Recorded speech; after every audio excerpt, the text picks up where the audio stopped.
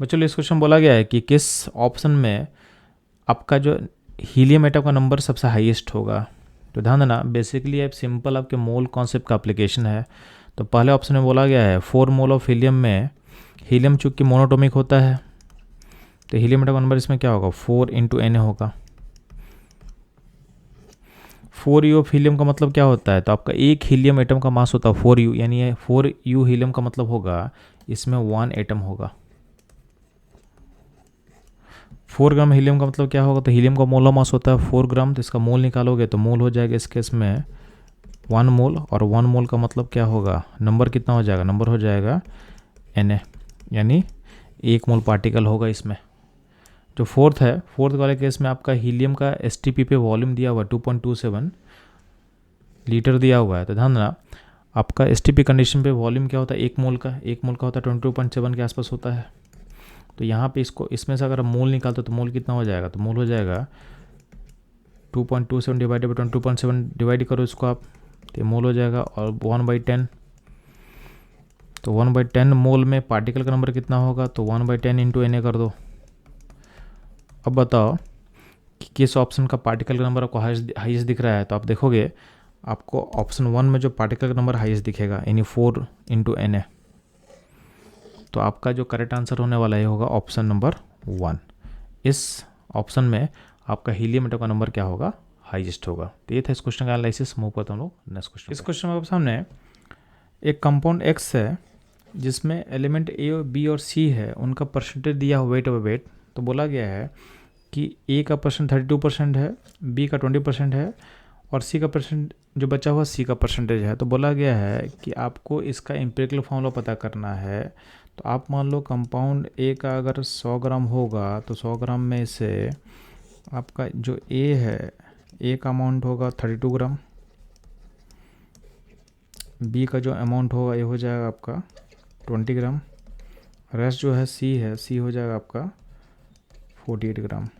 आप सिंपली क्या करो, आपको सबका चूँकि मोलर मास दिया हुआ है तो आप सबका मोल निकाल लो। तो मोल क्या होगा, तो आप A का मोल हो जाएगा, A का मोल मास 64 है तो A का मोल हो जाएगा हाफ, B का मोल मास 40 है तो उसका मोल भी हाफ हो जाएगा, और C का मोल मास चूँकि आपका 32 है तो इसका मोल्स हो जाएगा आपके पास 3/2। ठीक है। अब सिंपली मोल का रेशियो होता है वही एम्पिरिकल रेशियो होगा। तो यहाँ पे मोल का रेशियो क्या हो जाएगा, A का हाफ, B का हाफ एंड C का 3/2। इसमें से हाफ कॉमन है, फिर 2 से मल्टीप्लाई कर दो सिंपलेस्ट रेशियो के लिए, तो ये कन्वर्ट हो जाएगा ABC3 में, और ये आपका सिंपलेस्ट रेशियो है, इसी को हम बोलते हैं एम्पिरिकल फार्मूला। तो ये एम्पिरिकल फार्मूला मैच करेगा ऑप्शन 2 के साथ। तो इस क्वेश्चन का करेक्ट आंसर होगा ऑप्शन 2। ये था इस क्वेश्चन का एनालिसिस एंड सॉल्यूशन। मूव करता हूँ लोग नेक्स्ट क्वेश्चन पे। इस क्वेश्चन में आपसे पूछा गया है what is the dimension of pressure. Pressure का डायमेंशन क्या होगा। तो ध्यान ना, जो प्रेशर होता है क्या होता है, फोर्स बाई एरिया। अब गिवन ऑप्शन में से मुझे कुछ ना कुछ ऑप्शन टिक करना है, तो आप क्या करो ना, ऊपर नीचे लेंथ से मल्टीप्लाई कर दो। तो फोर्स इंटू लेंथ यानी फोर्स इंटू डिस्प्लेसमेंट क्या होगा, energy, and area into length यानी एरिया इंटू लेंथ क्या होगा, वॉल्यूम। यानी आप प्रेशर को लिंक कर सकते हो एनर्जी बाय वॉल्यूम, यानी बोल सकते हो उसको एनर्जी पर यूनिट वॉल्यूम से। यानी आपका जो ऑप्शन बी होगा इस क्वेश्चन का करेक्ट आंसर होगा। ये था इस क्वेश्चन का एनालिसिस। मूव करता हूँ लोग नेक्स्ट क्वेश्चन पे। इस क्वेश्चन में आपके सामने 3 नंबर दिया हुआ है, और इन तीनों में आपसे पूछा गया है कि कितना सिग्निफिकेंट फिगर्स होंगे।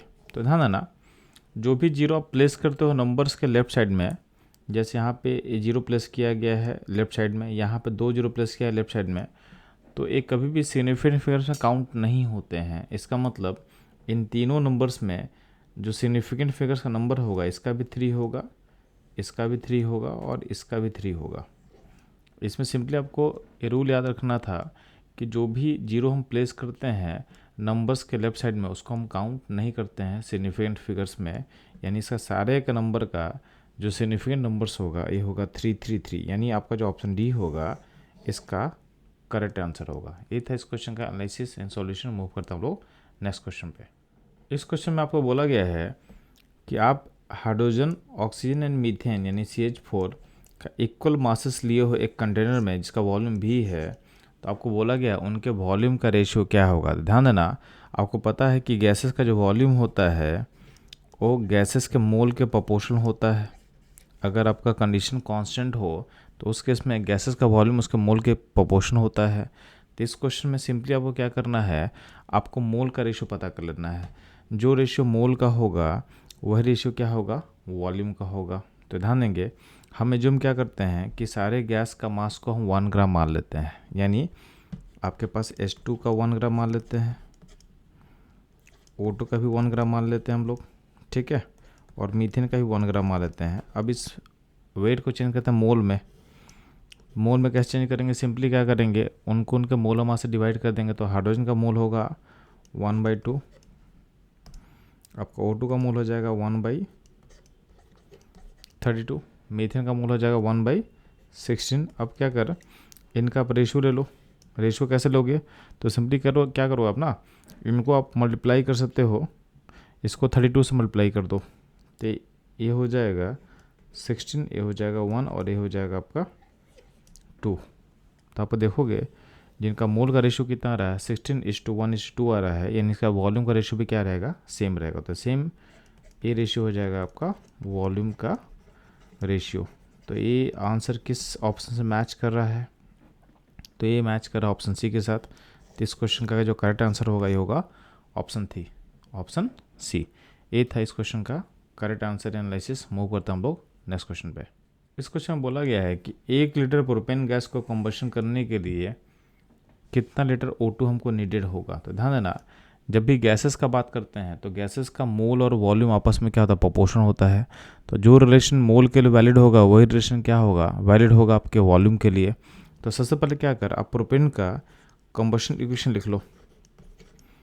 तो C जाएगा आपका CO2 में और H जाएगा आपका H2O में।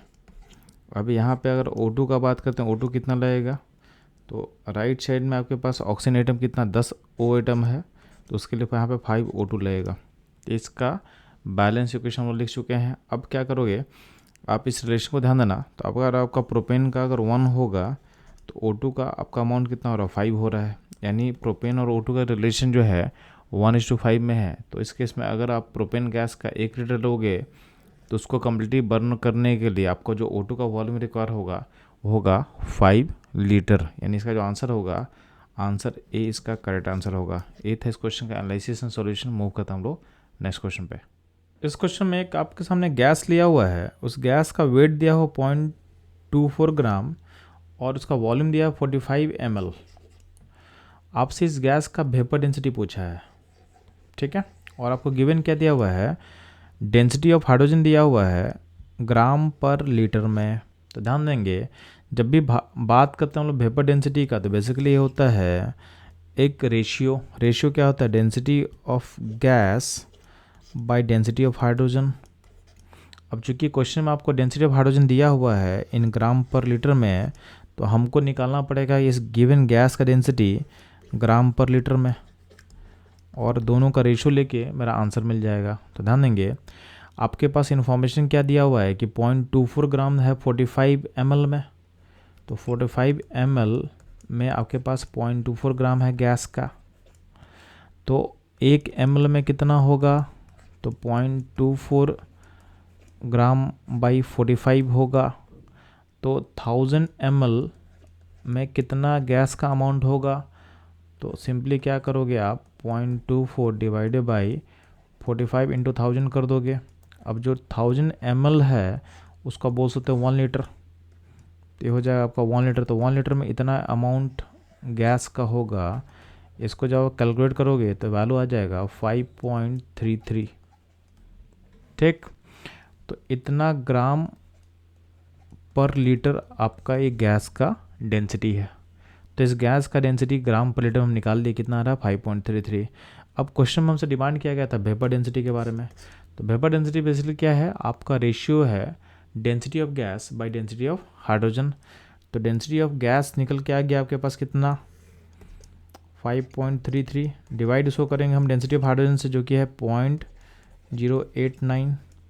अब ये वैल्यू आप कैलकुलेशन करोगे तो वैल्यू जो है, चूँकि यहाँ डेसिमल को तो यहाँ से यहाँ खींचोगे तो ऊपर डेसिमल भी यहाँ खींचेगा, तो आपका जो वैल्यू होगा 53.3 डिवाइडेड बाई 0.89 है। तो चूँकि आपका डिनोमिनेटर 1 से छोटा है तो वैल्यू जो होगा 53 से ज़्यादा होना चाहिए, ठीक है, और ज़्यादा नहीं, बस हल्का सा बड़ा होना चाहिए। तो आप देखोगे कि हल्का सा बड़ा जो वैल्यू कौन सा है, तो ये वैल्यू आपको दिखेगा ऑप्शन बी। इनफैक्ट क्या है कि इसको आप ऐसे भी सोच सकते हो कि इस वैल्यू को आप 54 मान लो, अप्रोक्सीमेट कर लो, और जो 0.89 है उसको 0.9 मान लो। तो इसको आप जब सॉल्व करोगे तो वैल्यू अराउंड जो होगा नियर अबाउट 60 होगा। तो आपका जो आंसर होगा नियर अबाउट 60 होना चाहिए। तो आपका आंसर जो बी होगा मैच कर जाएगा। तो इस तरह से क्या होगा, ये क्वेश्चन का सॉल्यूशन था, और आपको मैंने कैसे अप्रोक्सीमेशन लेके कैलकुलेशन करना वो भी समझा दिया। क्योंकि मेनली क्या प्रॉब्लम होता है आप लोगों के साथ कि जब भी क्वेश्चन में कैलकुलेशन आता है तो आप डर जाते हो। तो आपको सिंपली याद रखना है कि थोड़ा बहुत डाटा को मॉडिफाई करके भी आप आंसर के पास रीच कर पाओगे, तो ये आपके प्रोसेस को बहुत फास्ट करेगा। तो ये था इस क्वेश्चन का एनालिसिस। मूव करता हूँ हम लोग नेक्स्ट क्वेश्चन पे। इस क्वेश्चन में आपके सामने दो गैस लिया हुआ है, दोनों गैस का मॉलिक्यूलर मास लिखा हुआ आपके सामने O2 एंड SO2 का, साथ में दोनों का कंडीशन मेंशन किया हुआ है। टेम्परेचर दोनों का है 15 डिग्री सेंटीग्रेड एंड दोनों का प्रेशर लिया हुआ है 150 mm ऑफ मरकरी। और आपके सामने इन्फॉर्मेशन दिया हुआ है कि 1 litre of O2 contain N molecule. अब आपको बताना है कि 2 litre of SO2 same condition of temperature and pressure में कितने मॉलिक्यूल्स कंटेन करेगा। तो ध्यान देना, आपको सिंपल आइडियल गैस इक्वेशन पता है, PV = nRT।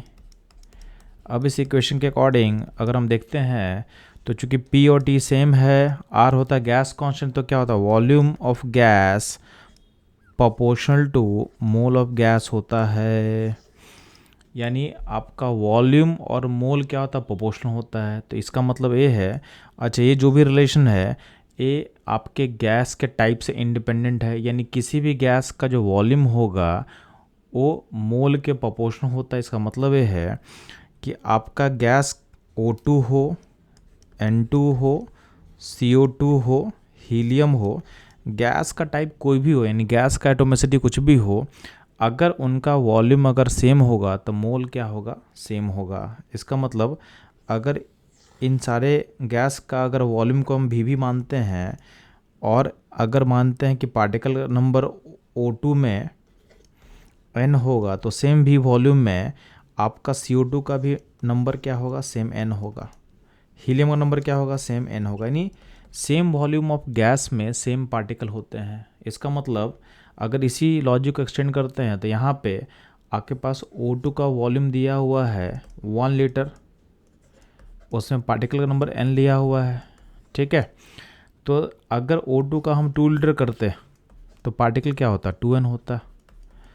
अब आपका जो SO2 है सेम ही कंडीशन में मेंशन किया हुआ है, तो SO2 का सेम कंडीशन में 2 लीटर में कितना पार्टिकल होगा। तो आपको पता है कि O2 गैस का 2 लीटर में अगर 2N पार्टिकल होगा तो SO2 गैस का भी 2 लीटर में क्या होगा, आपका पार्टिकल का नंबर क्या होगा, 2N होगा। तो ये सिंपल आपके आइडियल गैस इक्वेशन का एप्लीकेशन था, और इसके लिए एक लॉ भी दिया गया था, उस लॉ को बोलते हैं हम लोग अवोगाड्रो लॉ। तो ये था इस क्वेश्चन का सॉल्यूशन। अगर हम देखते हैं कि हमारा सॉल्यूशन ऑप्शन सी से मैच करेगा। तो ये था इस क्वेश्चन का एनालिसिस एंड सॉल्यूशन। मूव करते हैं हम लोग नेक्स्ट क्वेश्चन पे। इस क्वेश्चन में आपसे पूछा गया है 2.8 kg ऑफ एथिलीन गैस का कंबशन करने के लिए आपको O2 यानी ऑक्सीजन गैस का कितना वेट चाहिए, आपसे पूछा गया है। तो सबसे पहला हम लोग क्या काम करेंगे, इसका बैलेंस इक्वेशन लिखेंगे। तो एथिलीन जो है कॉमन नेम होता है इथीन का, तो इसका फॉर्मूला ऐसा कुछ होगा, यानी आपके पास क्या होगा C2H4 का कंबशन करोगे तो कार्बन कहाँ जाएगा, कार्बन जाएगा CO2 में।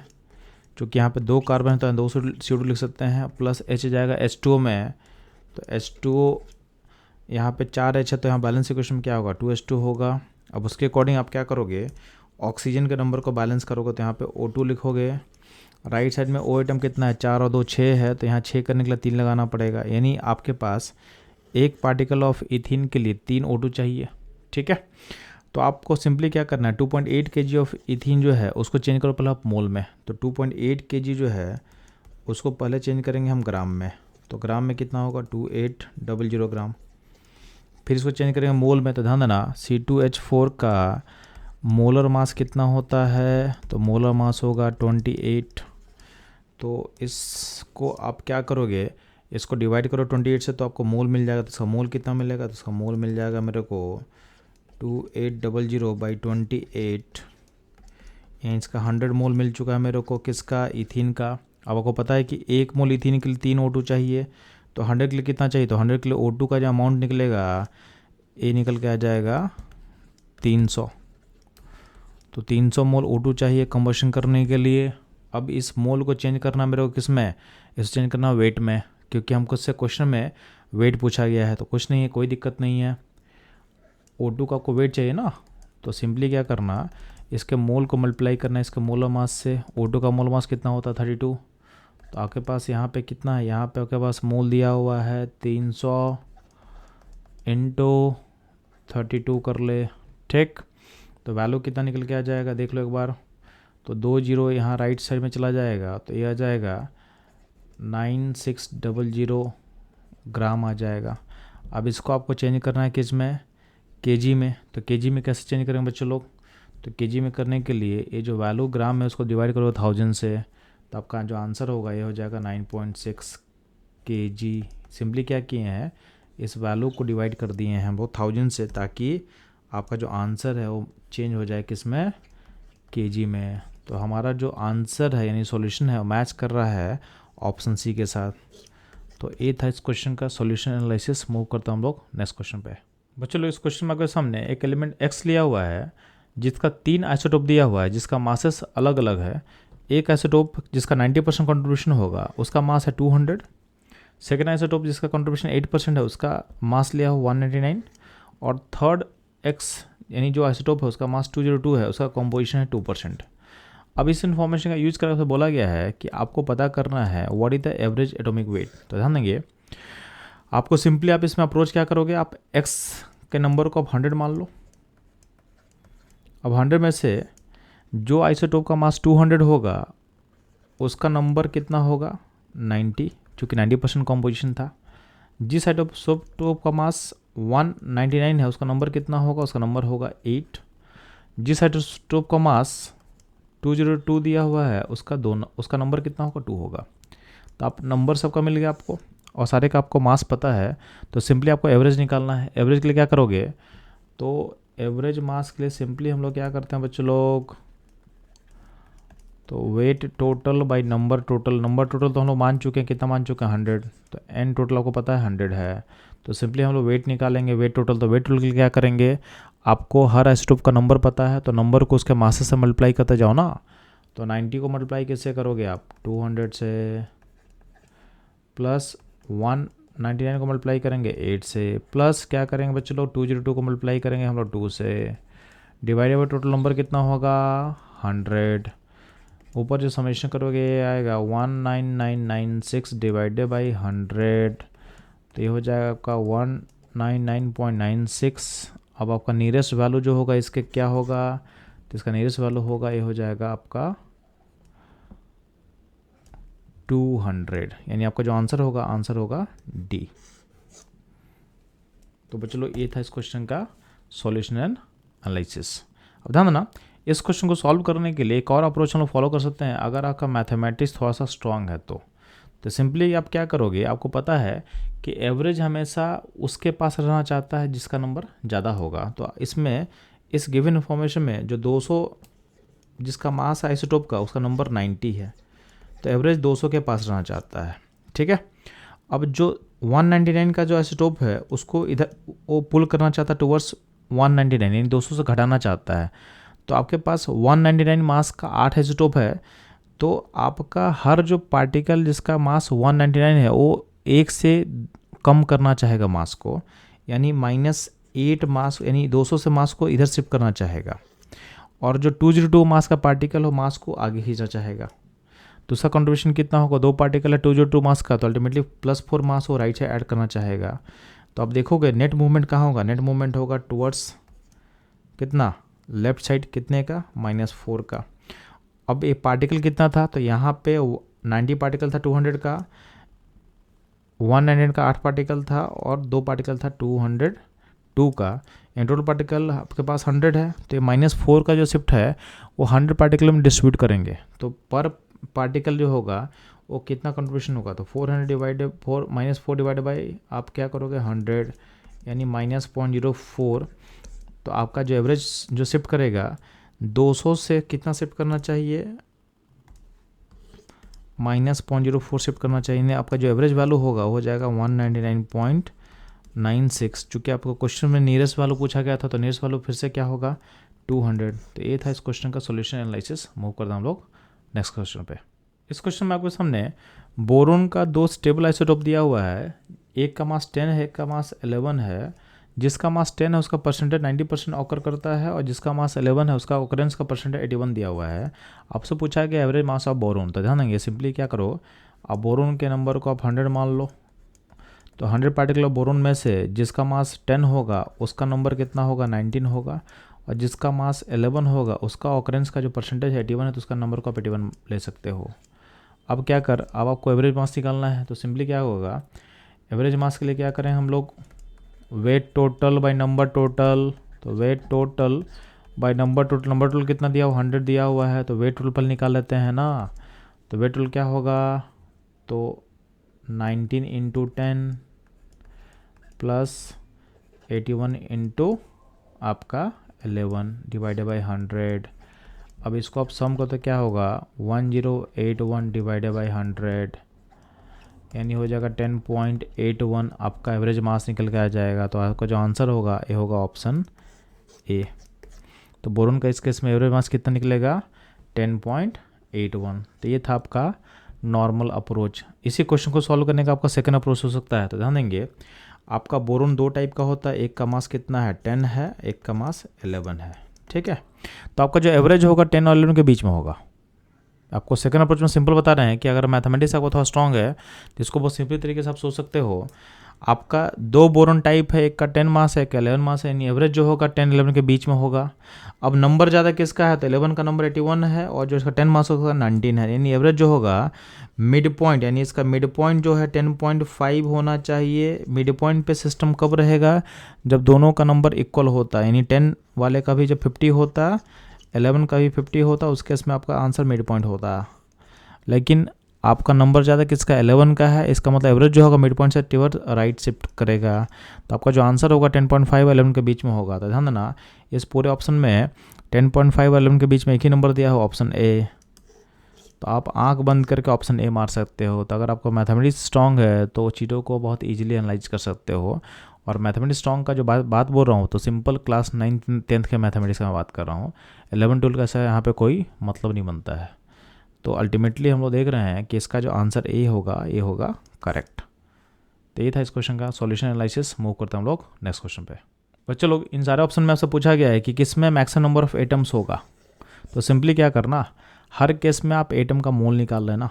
तो आपका जो हर केस में, पहले केस में 1 ग्राम ऑफ सिल्वर दिया हुआ है, तो मोल क्या होगा इसका 1/108 सिल्वर का मोल आपसे डिवाइड कर दिए। mg वाले केस में क्या करोगे 1/24। O2 वाले केस में क्या होगा 1/32 करोगे, तो ये हो जाएगा O2 मॉलिक्यूल का नंबर। आपको इसमें एटम पता करना, तो एटम क्या होगा, तो 2 इंटू O2 यानी उसका नंबर, तो 1/32 इंटू 2 कर लो, तो ये हो गया आपका एटम का नंबर, यानी हो जाएगा 1/16। और लिथियम का 1 ग्राम में कितना मोल होगा, तो 1/7। अब ध्यान देना, सारे जगह आपका न्यूमरेटर कॉमन है, तो बस सिंपली देखोगे जिसका डिनोमिनेटर क्या है, जिसका डिनोमिनेटर छोटा होगा उसमें मोल ज़्यादा होगा, और जहाँ मोल ज़्यादा होगा वहाँ पर नंबर क्या होगा आइटम का ज़्यादा होगा। तो अब देखोगे सबसे छोटा डिनोमिनेटर कहाँ दिया हुआ, लिथियम वाले केस में, जहाँ 7 दिया हुआ, यानी 1/7 इन सब में हाईएस्ट होगा, यानी 1 ग्राम वाले लिथियम में मैक्सिमम नंबर ऑफ एटम होने वाले हैं इन 4 ऑप्शन में। तो इस क्वेश्चन का करेक्ट आंसर होगा ऑप्शन डी। ये था इस क्वेश्चन सॉल्यूशन एनालिसिस। मूव करता हम लोग नेक्स्ट क्वेश्चन पे। इस क्वेश्चन में आपके पास 4 ऑप्शन से पूछा गया है कि किस ऑप्शन में वाटर के मॉलिक्यूल का नंबर हाईएस्ट होगा। तो सिंपली क्या करेंगे, हर केस में हम वाटर के मॉलिक्यूल का मोल निकाल लेंगे। अगर मोल का नंबर हाईएस्ट होगा तो ऑटोमेटिक मॉलिक्यूल भी क्या होगा, हाईएस्ट होगा। तो पहले वाले केस में 18 ml वाटर दिया हुआ है, तो यहाँ पे वाटर का स्टेट लिक्विड होगा। तो इसको अगर आपको मोल में चेंज करना तो पहले आपको वेट निकालना पड़ेगा। वेट कैसे निकालेंगे, तो आपको वाटर का डेंसिटी पता होना चाहिए। तो वाटर का डेंसिटी होता है 1 ग्राम पर ml। तो इसका मतलब जो वेट होगा ये हो जाएगा 18, यानी उसका वॉल्यूम इंटू 1 ग्राम पर ml डेंसिटी से मल्टीप्लाई कर दिए हैं तो अल्टीमेटली आ जाएगा 18 ग्राम आ जाएगा। तो 18 ग्राम को अगर मोल में चेंज करना तो क्या करेंगे, वाटर का मोल मास डिवाइड करो तो 18/18 कर लो। वाटर का मोल मास 18 होता है तो क्या होगा 1 मोल हो जाएगा। यानी जो पहला इन्फॉर्मेशन है उसका मोल हो जाएगा 1। जो सेकेंड इन्फॉर्मेशन है 0.18 ग्राम, इसमें मोल का वैल्यू कितना हो जाएगा, तो 0.18 डिवाइडेड बाई 18 यानी ये हो जाएगा 1/100 मोल, 1/100 मोल। जो थर्ड ऑप्शन दिया हो इसमें वाटर का स्टेट गैस में है, तो गैस में अगर आपके पास स्टेट है तो गैस को मोल में चेंज करने सिंपली क्या करेंगे, उसको डिवाइड कर देंगे 22.4 से, इसको डिवाइड करेंगे 20.4 से, तो ये जो वैल्यू निकलेगा तो ये वैल्यू हो जाएगा 10⁻⁴ मोल आ जाएगा। ठीक, जो डी ऑप्शन में ऑलरेडी आपको मोल दिया 10⁻³ मोल दिया हुआ है, तो सिंपली देखोगे पहले वाले में मोल का वैल्यू निकल के आ रहा है 1 मोल, सेकंड में 1/100 मतलब 10⁻², थर्ड में 10⁻⁴ और फोर्थ में 10⁻³ मोल। तो आप देखोगे सबसे हाईएस्ट नंबर इसमें कौन सा होगा, 1 मोल होगा। यानी इसका जो करेक्ट आंसर होगा ये होगा ऑप्शन ए, इसमें आपके वाटर के मॉलिक्यूल का नंबर हाईएस्ट होगा। तो ये था इस क्वेश्चन का सॉल्यूशन एनालिसिस। मूव करता हम लोग नेक्स्ट क्वेश्चन पे। इस क्वेश्चन में आपके सामने दो एलिमेंट x एंड y लिया हुआ है और बोला है कि दोनों कंबाइन करके दो कंपाउंड बनाएगा, एक बनाएगा xy2, एक बनाएगा x3y2, और इन्फॉर्मेशन दिया हुआ है कि 0.1 मोल ऑफ xy2 का वेट होगा 10 gram and 0.05 mole of x3y2 का वेट होगा 9 ग्राम। इस इन्फॉर्मेशन का यूज करके आपको बताना है what is the atomic weight of x and y। तो ध्यान देना, आप x के वेट को आप x मान लो, y के एटॉमिक वेट को y मान लो। ठीक है, तो xy2 जो कंपाउंड है उसका मोलर मास कितना निकल के आएगा, इसका मोलर मास निकल के आ जाएगा x + 2 × y। अब इस मोलर मास को अगर मल्टीप्लाई करते हैं अगर 0.1 से, तो ये वैल्यू निकल के आना चाहिए, अकॉर्डिंग टू क्वेश्चन आना चाहिए 10 ग्राम।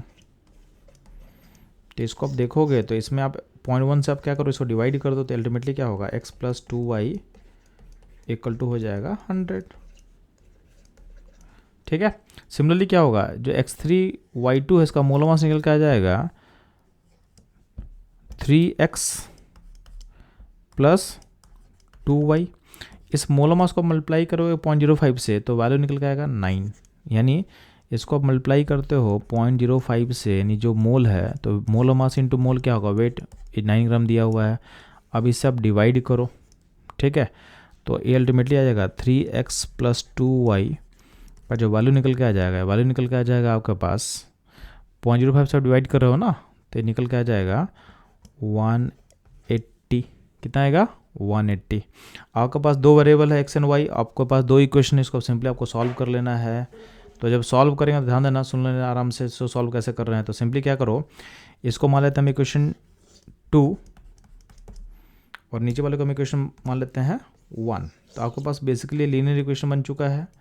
तो आप क्या करो, आप 2 में से 1 को माइनस कर दो तो आपका y कैंसिल कर जाएगा। तो अल्टीमेटली क्या हो जाएगा, अगर आप 2 - 1 परफॉर्म करते हो तो आपके पास रिलेशन क्या आ जाएगा, 2x = हो जाएगा 80। तो x का वैल्यू निकल के आ जाएगा आपके पास 40, यानी x 40 हो गया।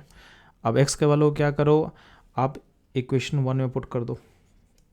तो 1 में जब पुट करोगे तो अल्टीमेटली सॉल्व करके क्या आएगा, 2y = आ जाएगा 60, यहाँ से y क्या आ जाएगा, y आ जाएगा पास 30। यानी x का वैल्यू क्या निकल के आ रहा है, तो x का वैल्यू निकल के आ रहा है आपके पास 40, y 30। तो 40 30 आप जो ऑप्शन है ऑप्शन ए में करेक्ट है। तो ये था इस क्वेश्चन का एनालिसिस एंड सॉल्यूशन। इस क्वेश्चन को सॉल्व करने का एक और अप्रोच हो सकता है। सेकंड अप्रोच क्या हो सकता है, ध्यान देना। तो आपके पास एक रिलेशन बिल्डअप हो गया था कि x + 2y = 100। अब क्या करो, इस रिलेशन में आप ऑप्शन को पुट करना स्टार्ट करो। तो पहला ऑप्शन जब पुट करेंगे, x का वैल्यू 40 एंड y का 30, तो ये ऑप्शन ये जो है ये 100 के इक्वल हो जाएगा, यानी ये जो इक्वेशन को सेटिस्फाई कर रहा है। आप b को पुट करोगे तो b में x 60 पुट करोगे और y 40 पुट करोगे तो इसका जो वैल्यू आएगा ये 100 से क्रॉस कर जाएगा।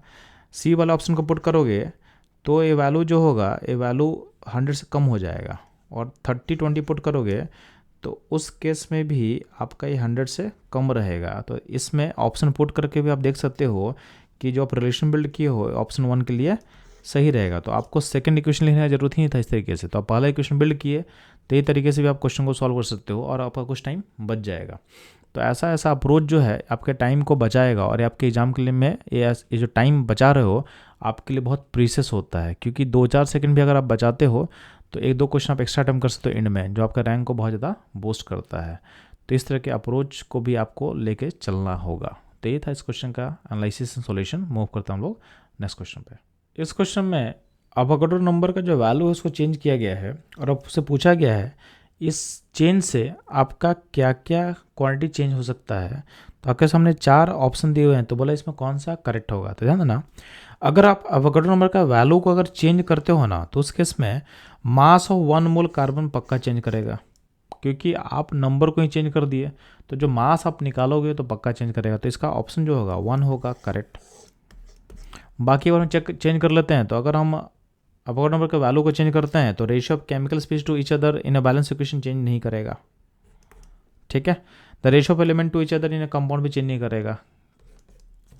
Next, the definition of mass unit of gram भी चेंज नहीं करेगा। तो अल्टीमेटली जो चेंज करने वाला है 1 मोल कार्बन, यानी किसी भी एलिमेंट का 1 मोल का जो वेट आप निकालते थे पहले, अब चूंकि नंबर चेंज हो गया तो वेट जरूर चेंज करेगा। तो इस क्वेश्चन का करेक्ट आंसर होगा ऑप्शन ए। ये था इस क्वेश्चन का एनालिसिस सॉल्यूशन। मूव करता हूँ लोग नेक्स्ट क्वेश्चन पे। इस क्वेश्चन में 4 ऑप्शन दिए हुए हैं, और 4 ऑप्शन में वाटर का अलग अलग क्वांटिटी मेंशन किया और बोला गया है किस में वाटर का नंबर ऑफ पार्टिकल यानी नंबर ऑफ मॉलिक्यूल्स मैक्सिमम होंगे। तो ध्यान देना, हर ऑप्शन में जो भी इन्फॉर्मेशन दिया उसको मोल में चेंज कर लेते हैं। तो पहले ऑप्शन में दिया हुआ 1.8 ग्राम वाटर में मोल ऑफ वाटर कितना होगा, तो मोल हो जाएगा 1.8 डिवाइडेड बाई 18, यानी हो जाएगा 1/10। सी ऑप्शन में 18 मोल है, तो यहाँ का मोल का नंबर 18 है। बी ऑप्शन में जो है 18 ग्राम ऑफ वाटर में क्या होगा, मोल का वैल्यू कितना होगा, तो 18/18 यानी 1 मोल होगा।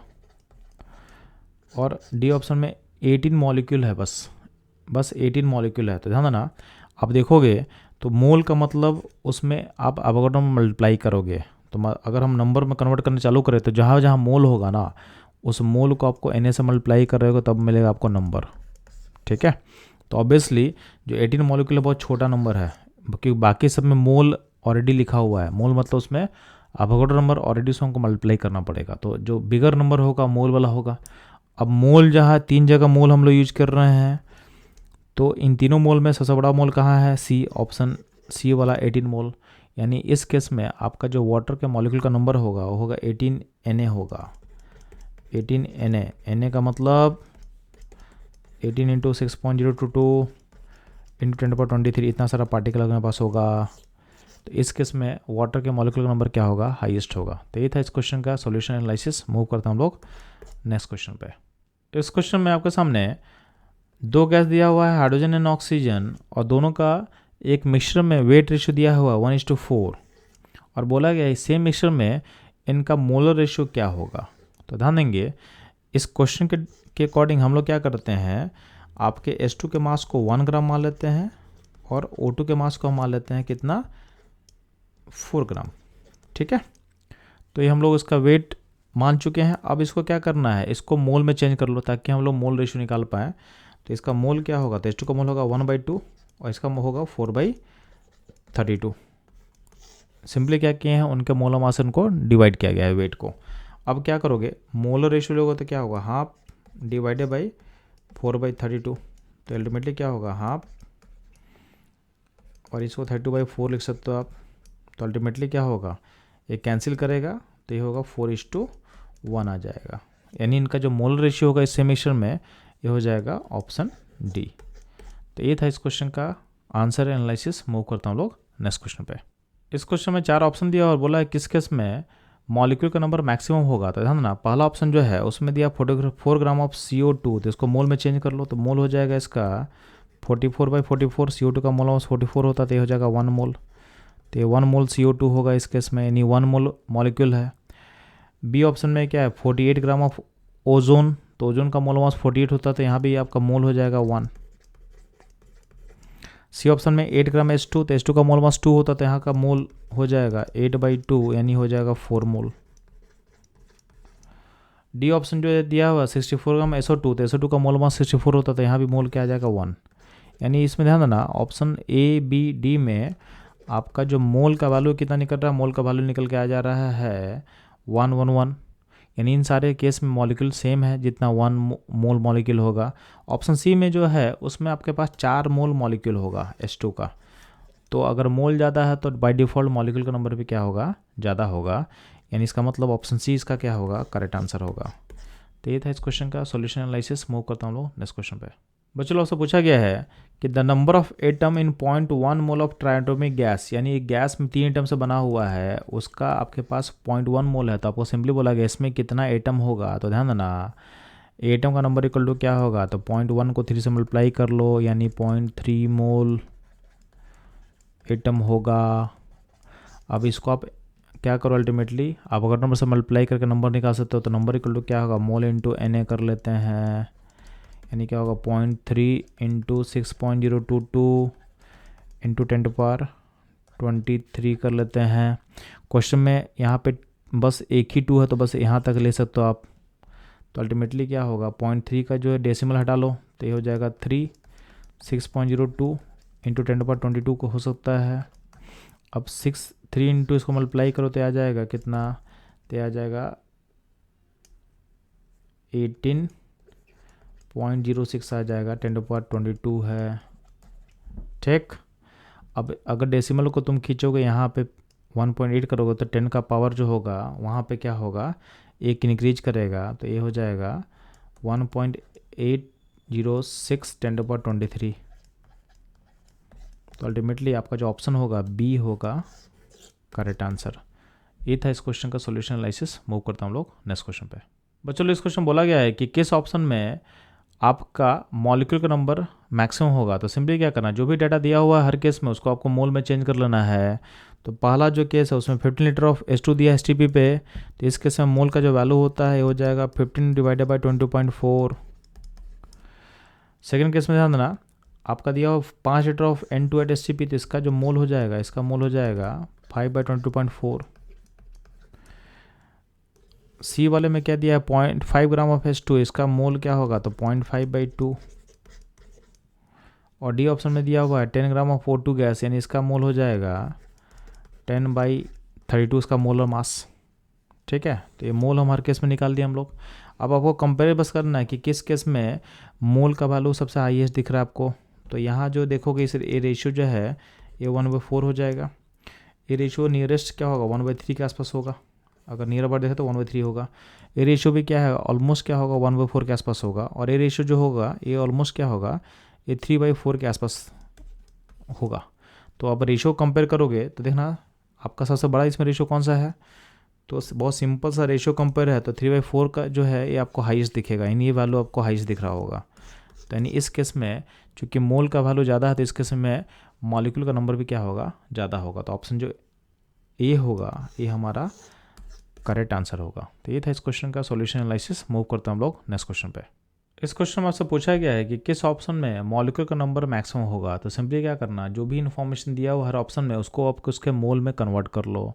जिस केस में मोल का वैल्यू ज़्यादा होगा उस केस में मॉलिक्यूल ऑटोमेटिक क्या होगा, हाईएस्ट होगा। तो ध्यान देना, पहला इन्फॉर्मेशन दिया हुआ है 7 ग्राम ऑफ N2 का मोल मास 28 होता है, तो मोल हो जाएगा 7/28, यानी जो वैल्यू होगा 1/4।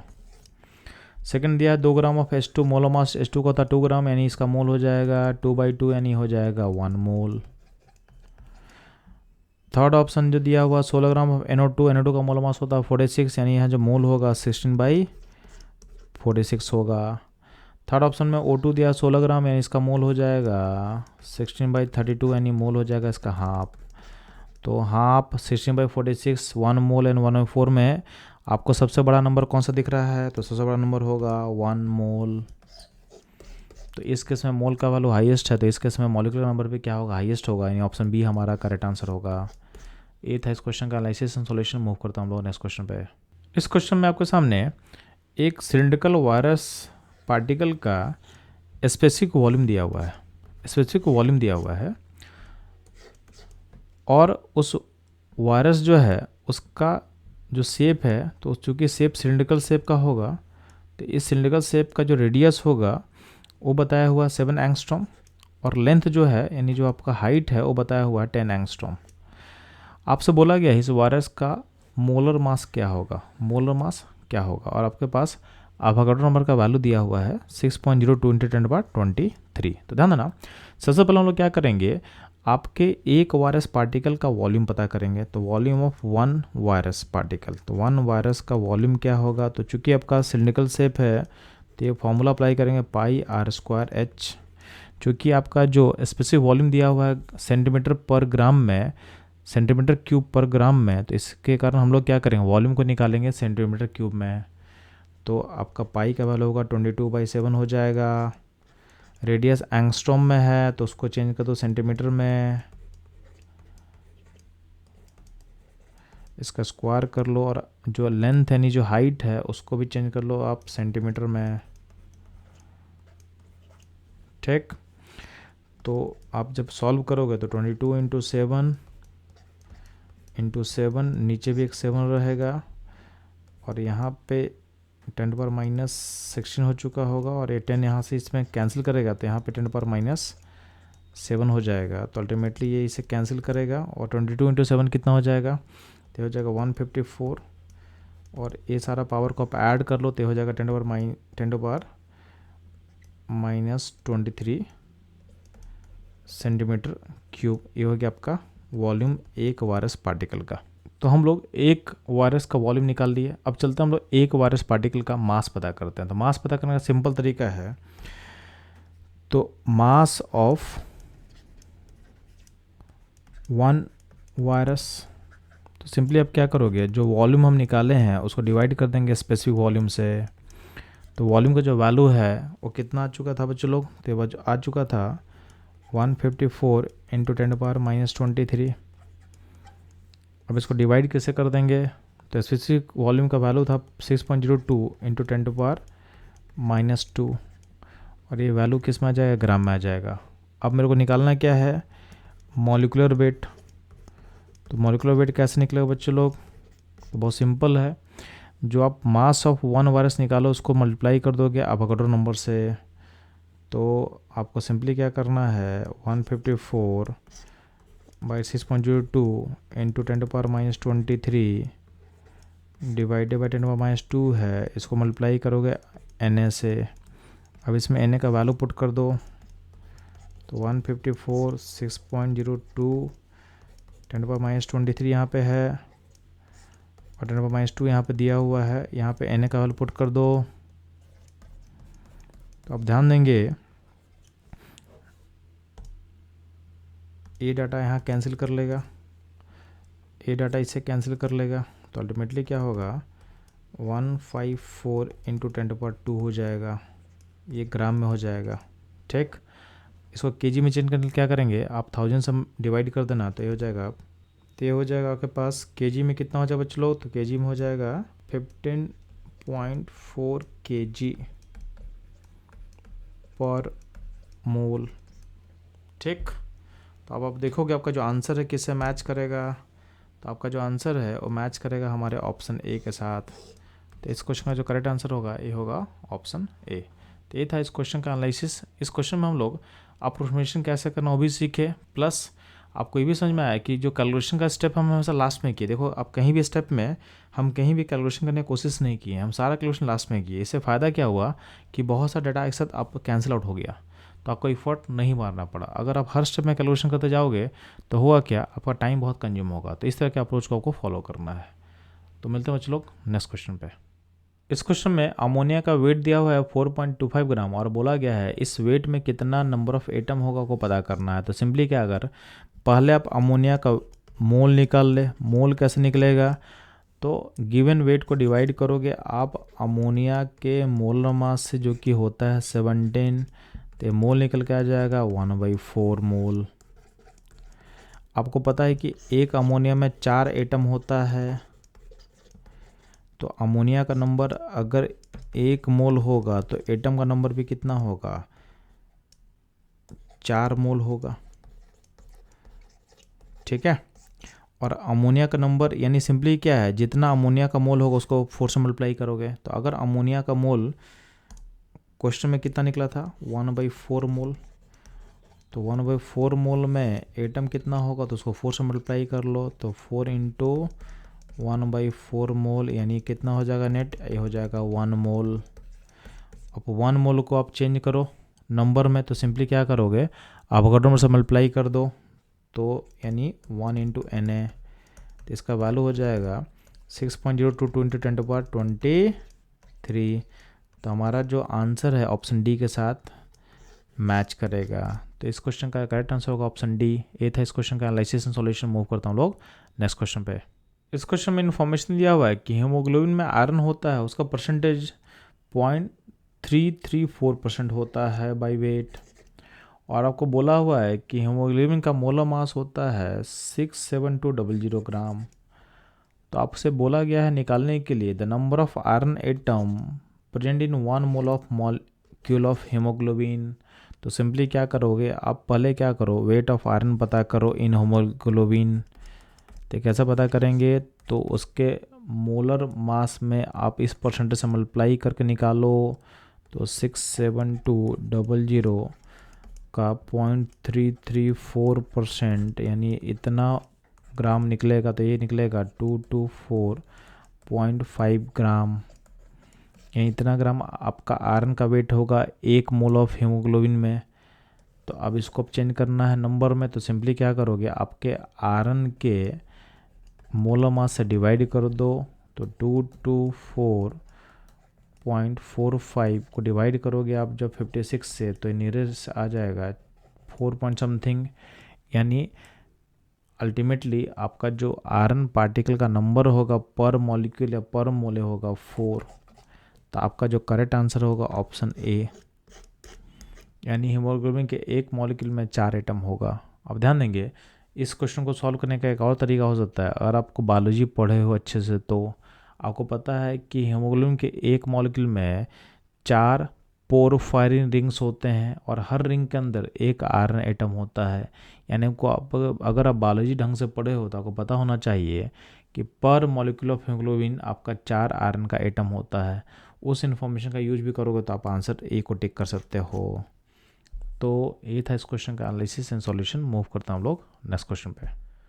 इस क्वेश्चन में आपसे पूछा गया mole of oxygen in 1 litre of air, जिसमें 21% ऑक्सीजन होगा by volume under standard condition. तो ध्यान देंगे 1 लीटर मतलब 1000 ml, इस एयर का 21% क्या होगा, आपका O2 होगा, यानी O2 का जो वॉल्यूम होगा ये हो जाएगा 210 ml हो जाएगा। इसको आपको सिंपली क्या करना, मोल में चेंज करना। मोल में कैसे चेंज करेंगे, तो 210 को डिवाइड करोगे 22400 ml से, यानी जो वैल्यू निकल के आ जाएगा 0.0093 मोल आ जाएगा।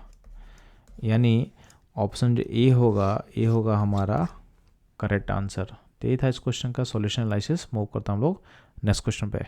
इस क्वेश्चन में आपसे पूछा गया है N3- के 4.2 ग्राम सैंपल में कितना वैलेंस इलेक्ट्रॉन होगा। तो ध्यान देंगे N3- जो है इसमें 3 नाइट्रोजन है, इसका मोलर मास हो जाएगा 42 ग्राम। तो गिवन जो सैंपल दिया हुआ है उसमें मोल कितना हो जाएगा इसका, तो 4.2 डिवाइडेड बाई 42 यानी 1/10 मोल होगा N3 आयन का।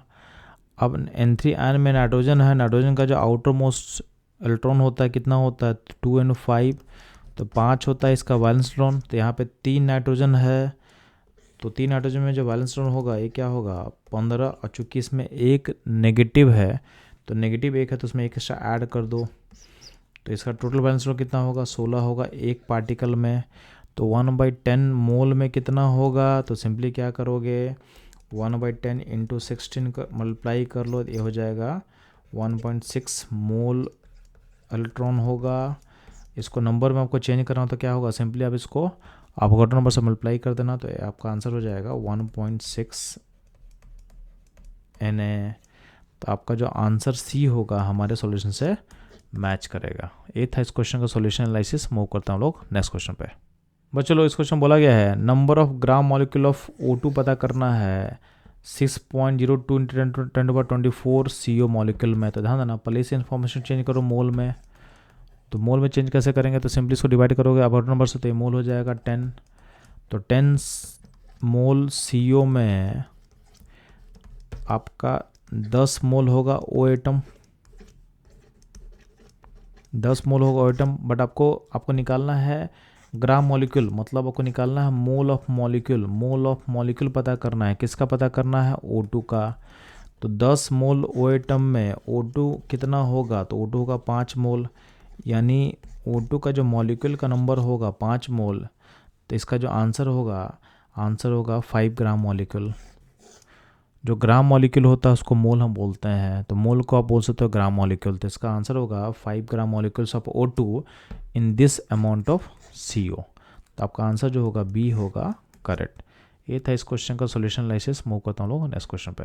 इस क्वेश्चन में आपके सामने CP/CV का रेशियो दिया हुआ गैस का, तो इसका वैल्यू 1.4 दिया हुआ है। तो ध्यान देना, ये जो CP/CV का जो कॉन्सेप्ट है ये पढ़ता हूँ थर्मोडायनेमिक्स में पढ़ते हैं।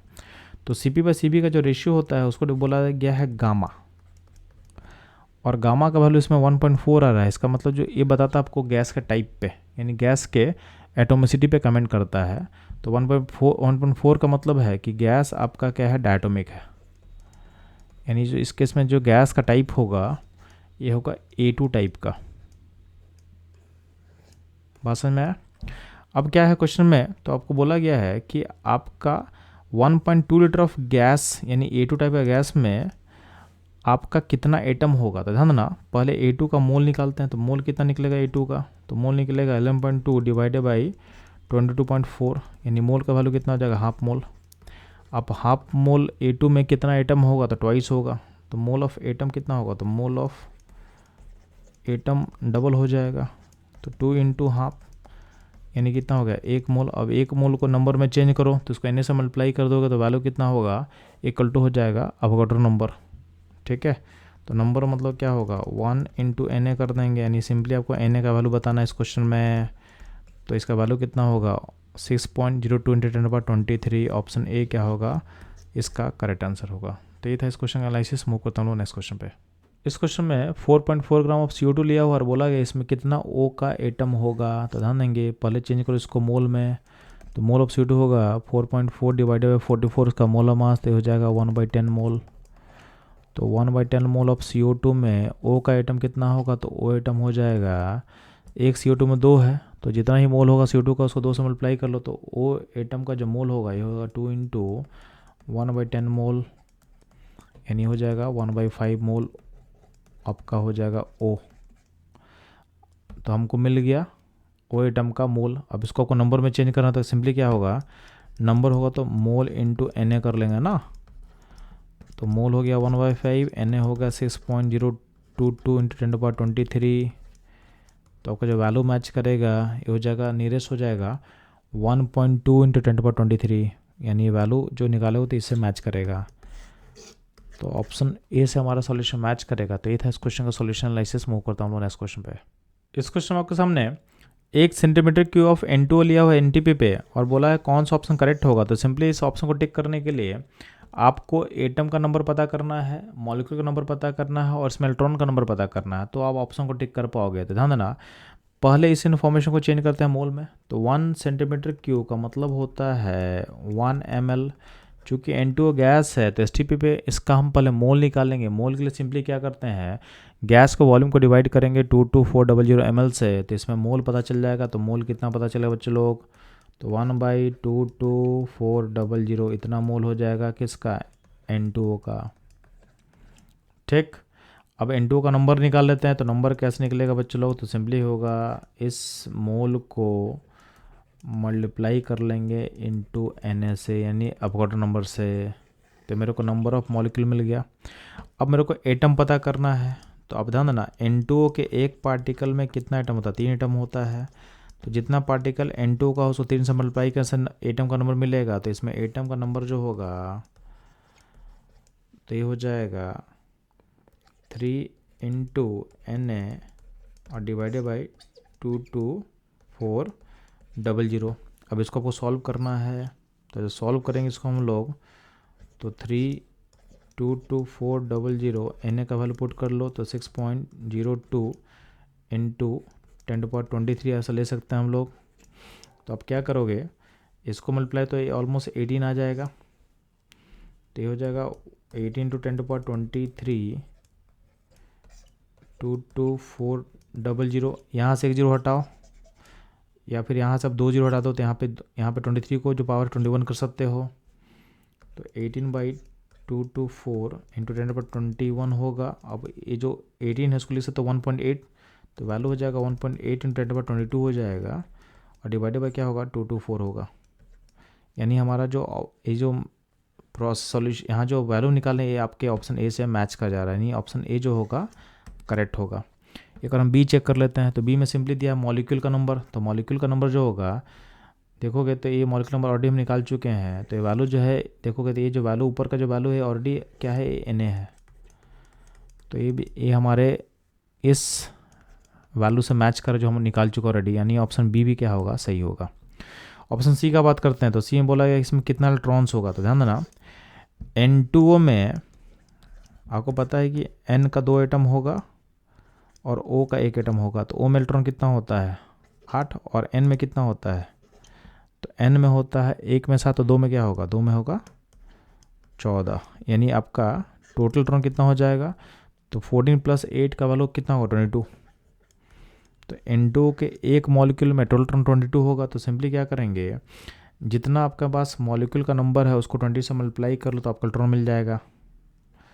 तो आप क्या करोगे, इसको मल्टीप्लाई कर लेते हैं हम लोग, ठीक है।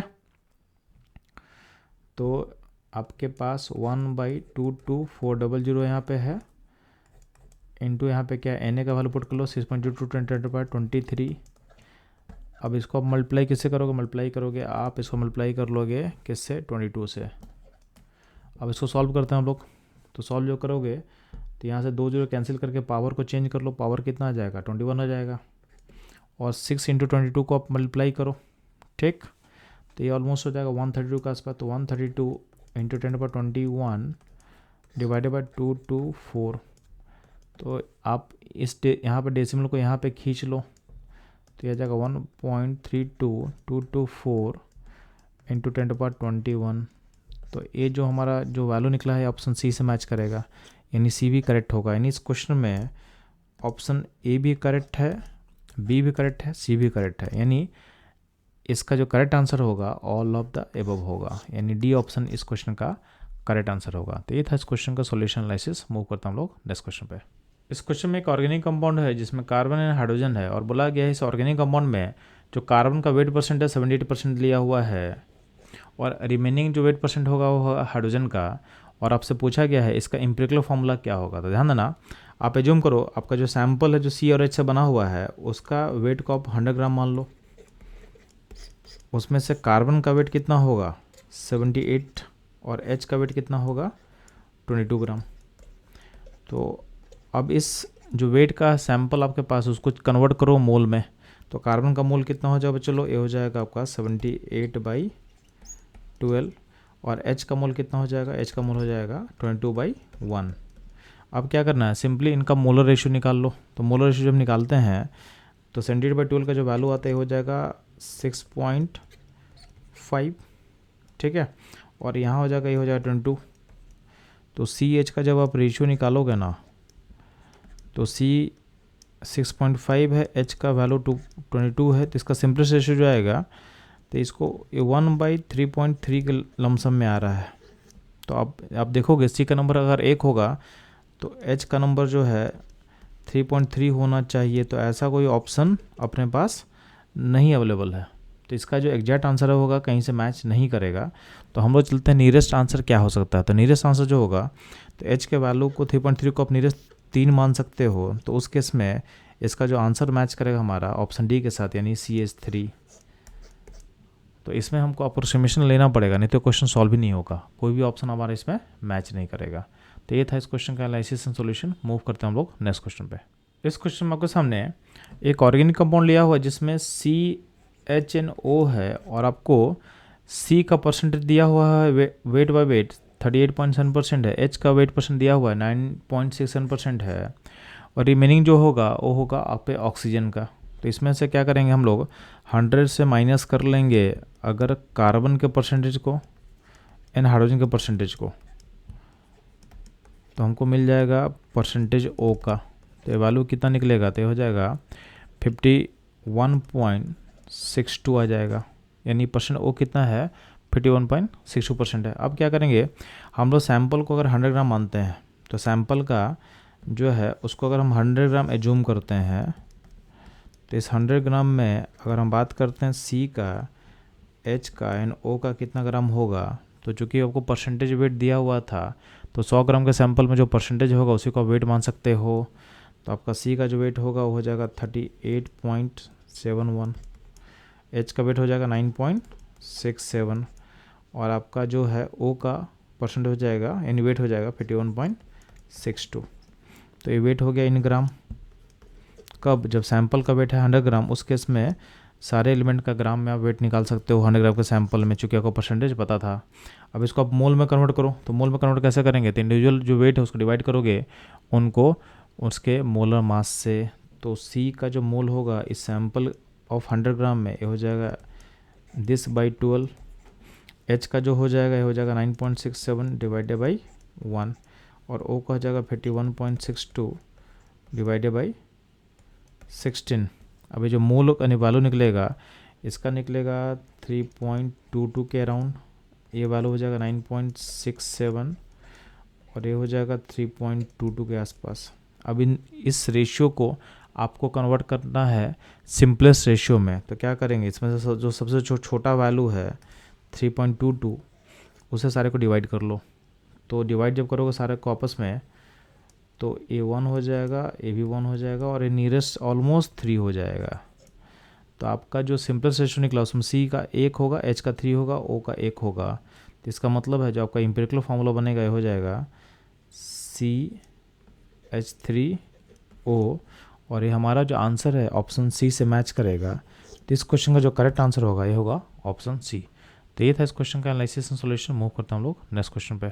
इस क्वेश्चन में आपके सामने ए पर ऑक्सी एनहाइड्रस एंजाइम लिया हुआ है और बोला गया है इस एंजाइम में 0.5% बाई वेट होता है एसी एलिमेंट का और इस एसी एलिमेंट का यानी सेलेनियम एलिमेंट का आपको मोलर मास दिया हुआ है 78.4। इस इन्फॉर्मेशन का यूज़ करके आपको बताना है इस एंजाइम का मिनिमम मॉलिक्यूलर वेट कितना होगा। तो ध्यान देना, जब भी ऐसा क्वेश्चन आता है जिसमें आपको मिनिमम मॉलिक्यूलर वेट निकालने के बारे में कंडीशन बोला रहेगा तो उसमें सिंपली एज्यूम करोगे जो भी चीज़ गिवन दिया रहेगा उसके नंबर को 1 मानना है, यानी इसका जो भी फॉर्मूला होगा या जो भी मॉलिक्यूलर फार्मूला होगा उस फार्मूला में कम से कम आपका 1 सेलेनियम तो होगा। तो एटलीस्ट 1 AC तो होना चाहिए। अगर AC मौजूद है आपके पास, सेलेनियम मौजूद है, तो उसमें कम से कम फार्मूला में 1 AC तो होना चाहिए। तो मास का कंडीशन को मिनिमाइज करने के लिए हम बोलेंगे कि आपके सैंपल में 1 AC होगा।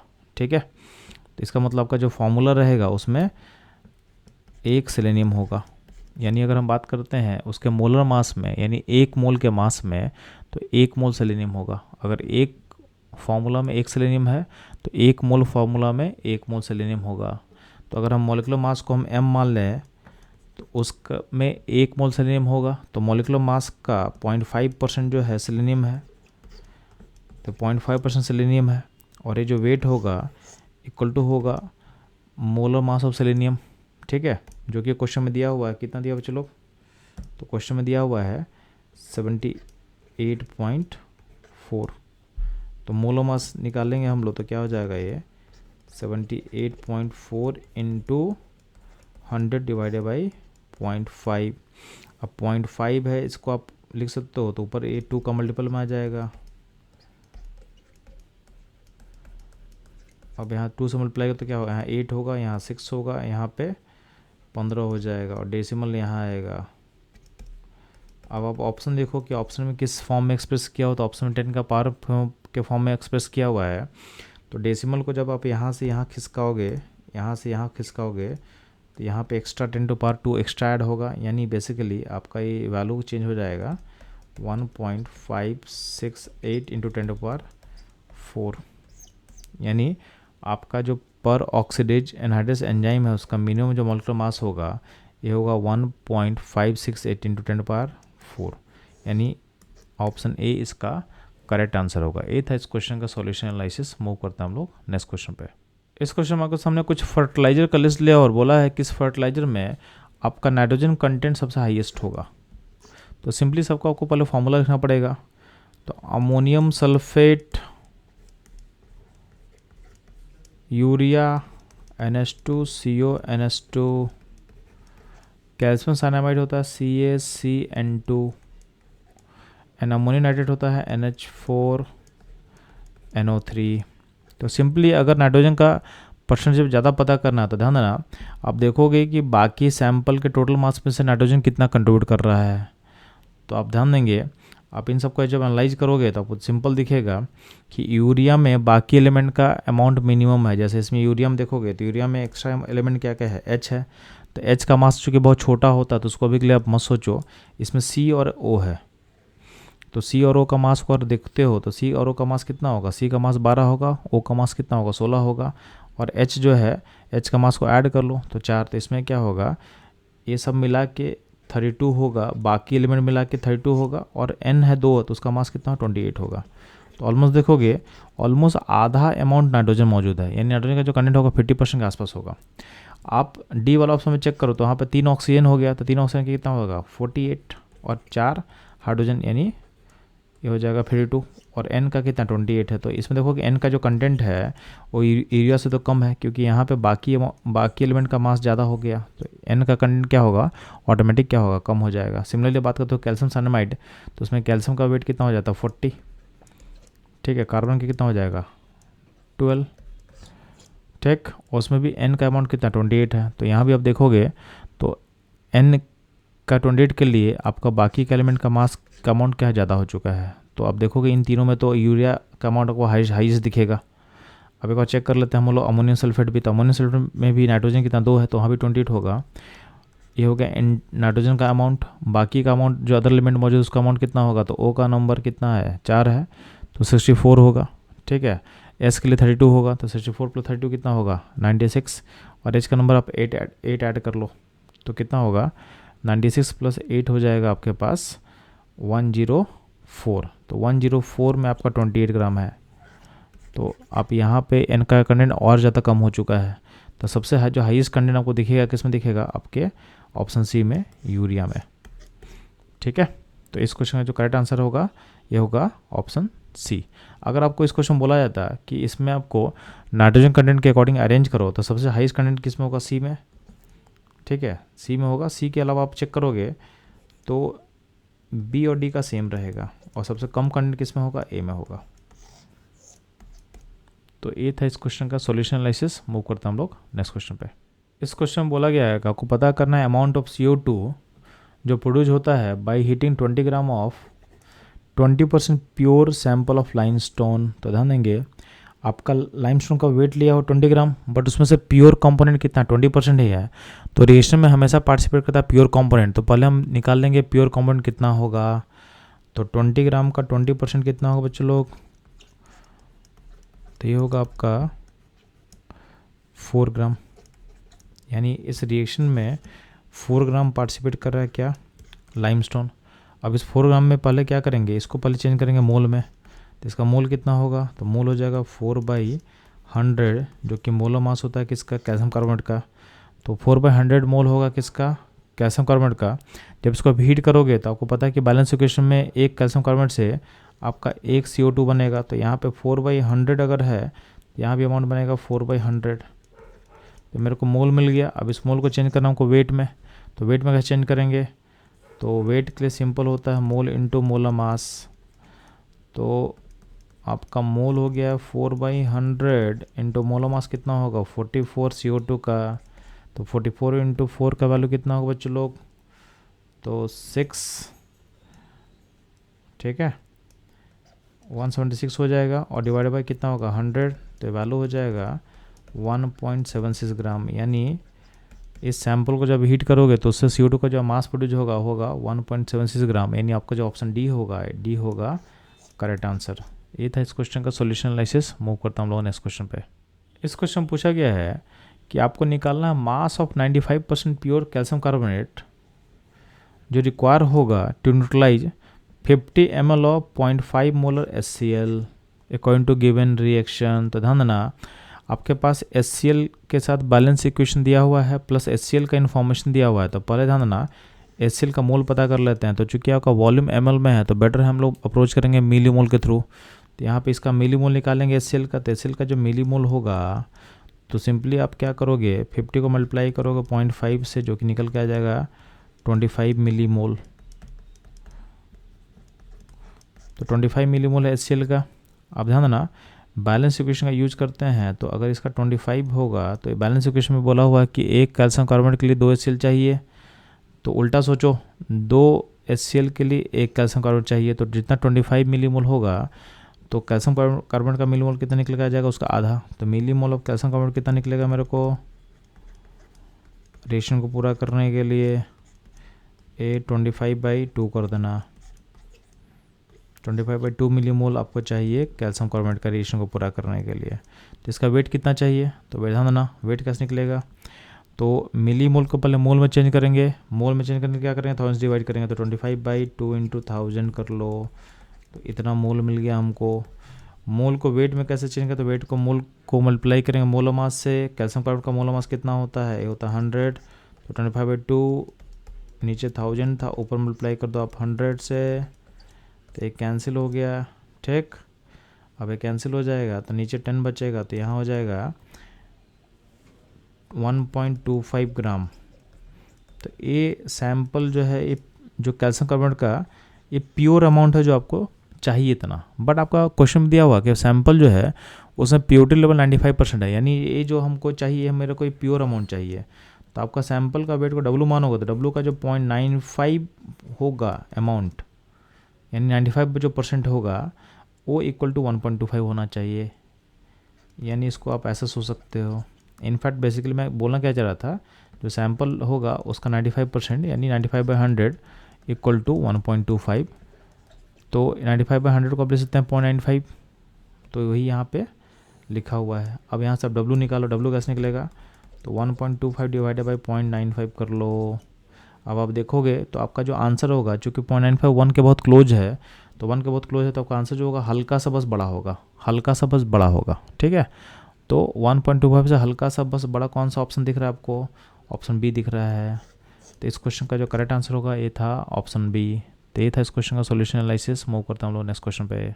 इस क्वेश्चन में आपसे बोला गया कि हैबर प्रोसेस थ्रू जब आप अमोनिया फॉर्म करते हो तो उसमें आपको पता करना है number of mole of hydrogen required to produce 20 mole of ammonia. तो पहले हम इसी प्रोसेस का बैलेंस इक्वेशन लिख लेते हैं। तो बैलेंस इक्वेशन में जो है आपका 2 अमोनिया बनाने के लिए 3 हाइड्रोजन चाहिए, तो 2 के लिए 3 चाहिए, तो 1 के लिए कितना चाहिए होगा, 3/2 चाहिए होगा। तो आपका अमोनिया 20 मोल है, तो 20 मोल कितना चाहिए, तो 3/2 × 20 कर लो, तो आंसर हो जाएगा 30 मोल। यानी इस इक्वेशन के अकॉर्डिंग हम बोल सकते हैं कि 20 मोल अमोनिया के लिए 30 मोल हाइड्रोजन चाहिए, यानी ऑप्शन डी इसका करेक्ट आंसर होगा। ये था इस क्वेश्चन का सॉल्यूशन एनालिसिस। मूव करता हूँ नेक्स्ट क्वेश्चन पे। इस क्वेश्चन में NaOH का मोलारिटी दिया हुआ है और डेंसिटी दिया है सॉल्यूशन का 1.28 ग्राम पर ml, और ऐसा पूछा गया सॉल्यूशन का मोलारिटी क्या होगा, ये पूछा गया आपसे। तो सिंपली क्या करोगे, आप वॉल्यूम सॉल्यूशन को 1 लीटर मान लो।